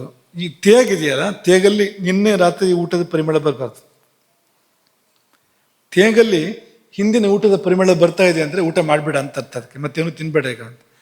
ಎಲ್ಲಿವರೆಗೂ ತೇಗಲ್ಲಿ ಹಿಂದಿನ ಊಟದ ಪರಿಮಳ ಬರ್ತಾ ಇರುತ್ತೋ ಅಲ್ಲಿವರೆಗೂ ಅದು ಇದೆ ಅಂತ ಅರ್ಥ. ಒಳಗಡೆಗೆ ಅದು ಹೋಗಿಲ್ಲ ಅಂತ. ಒಬ್ಬರು ಕುರ್ಚಿಲಿ ಕೂತ್ಕೊಂಡಿದ್ದಾರೆ, ಮತ್ತೊಬ್ಬರನ್ನ ಕರ್ಕೊಂಡು ಕೂರ್ಸೋಕ್ಕಾಗುತ್ತಾ? ಕೂತು ಹೊತ್ತಲ್ಲೇ ಅಲ್ಲಿ ಇದೆ ಈಗಾಗಲೇ, ಮೇಲೆ ಮತ್ತೆ ಹಾಕೋದೊಂದು ಏನು, ಊಟ ಮಾಡಬೇಡ ಅಂತ. ಉದ್ಗಾರ ಶುದ್ಧಿ ಅಂತ ಹೇಳ್ತಾರೆ. ತೇಗು ಯಾವುದೇ ಗಂಧ ಇಲ್ಲದೆ ಬರುವಂಥ, ಹಳೆ ಆಹಾರದ ಗಂಧ ಇಲ್ಲದೆ ಬರುವಂಥದ್ದು, ಅದೆಲ್ಲ ಆಗತ್ತಂತೆ ಉಪವಾಸ ಮಾಡಿದಾಗ. ಗಂಟಲು ಶುದ್ಧ ಆಗತ್ತಂತೆ, ಬಾಯಿ ಶುದ್ಧ ಆಗತ್ತಂತೆ, ತೂಕಡಿಕೆ ಬರೋದಿಲ್ವಂತೆ. ಉಪವಾಸ ಸರಿಯಾದ್ರೆ ಕುರುಹಿ ಅನ್ನೋದು ತೂಕಡಿಕೆ ಬರೋದಿಲ್ಲ. ಆಮೇಲೆ ಕ್ಲಮ ಅಂತ ಹೇಳ್ತಾರೆ, ಹೌದಾ, ಶ್ರಮ, ಒಂದು ರೀತಿ ಆಯಾಸ, ಕೆಲಸ ಮಾಡ್ದೇನೂ ಬರುತ್ತೆ ಕೆಲಸತ್ತಿದು, ಅದೆಲ್ಲ ಬರಬಾರ್ದು ಇಂಥದ್ದೆಲ್ಲ. ಮತ್ತೆ ರುಚಿ ಬರಬೇಕು, ಉಪವಾಸದ ಫಲವಾಗಿ ರುಚಿ ಬರಬೇಕು. ರುಚಿನೂ ಹೋಗ್ಬಿಡ್ಬಾರ್ದು. ರುಚಿ ಹೋಗೋದು ಲಕ್ಷಣ ಇದೆ. ಉಪವಾಸ ಕೆಟ್ಟರೆ, ಉಪವಾಸ ಸರಿಯಾಗದೆ ಇದ್ರೆ ರುಚಿ ಹೋಗ್ಬಿಡುತ್ತೆ ಅಂತ, ಅದೆಲ್ಲ ಆಗಬಾರ್ದು. ಆಮೇಲೆ ಹಸಿವು ಬಾಯಾರಿಕೆಗಳು ಸರಿಯಾಗಿ ಏರ್ಪಡುವಂಥದ್ದು.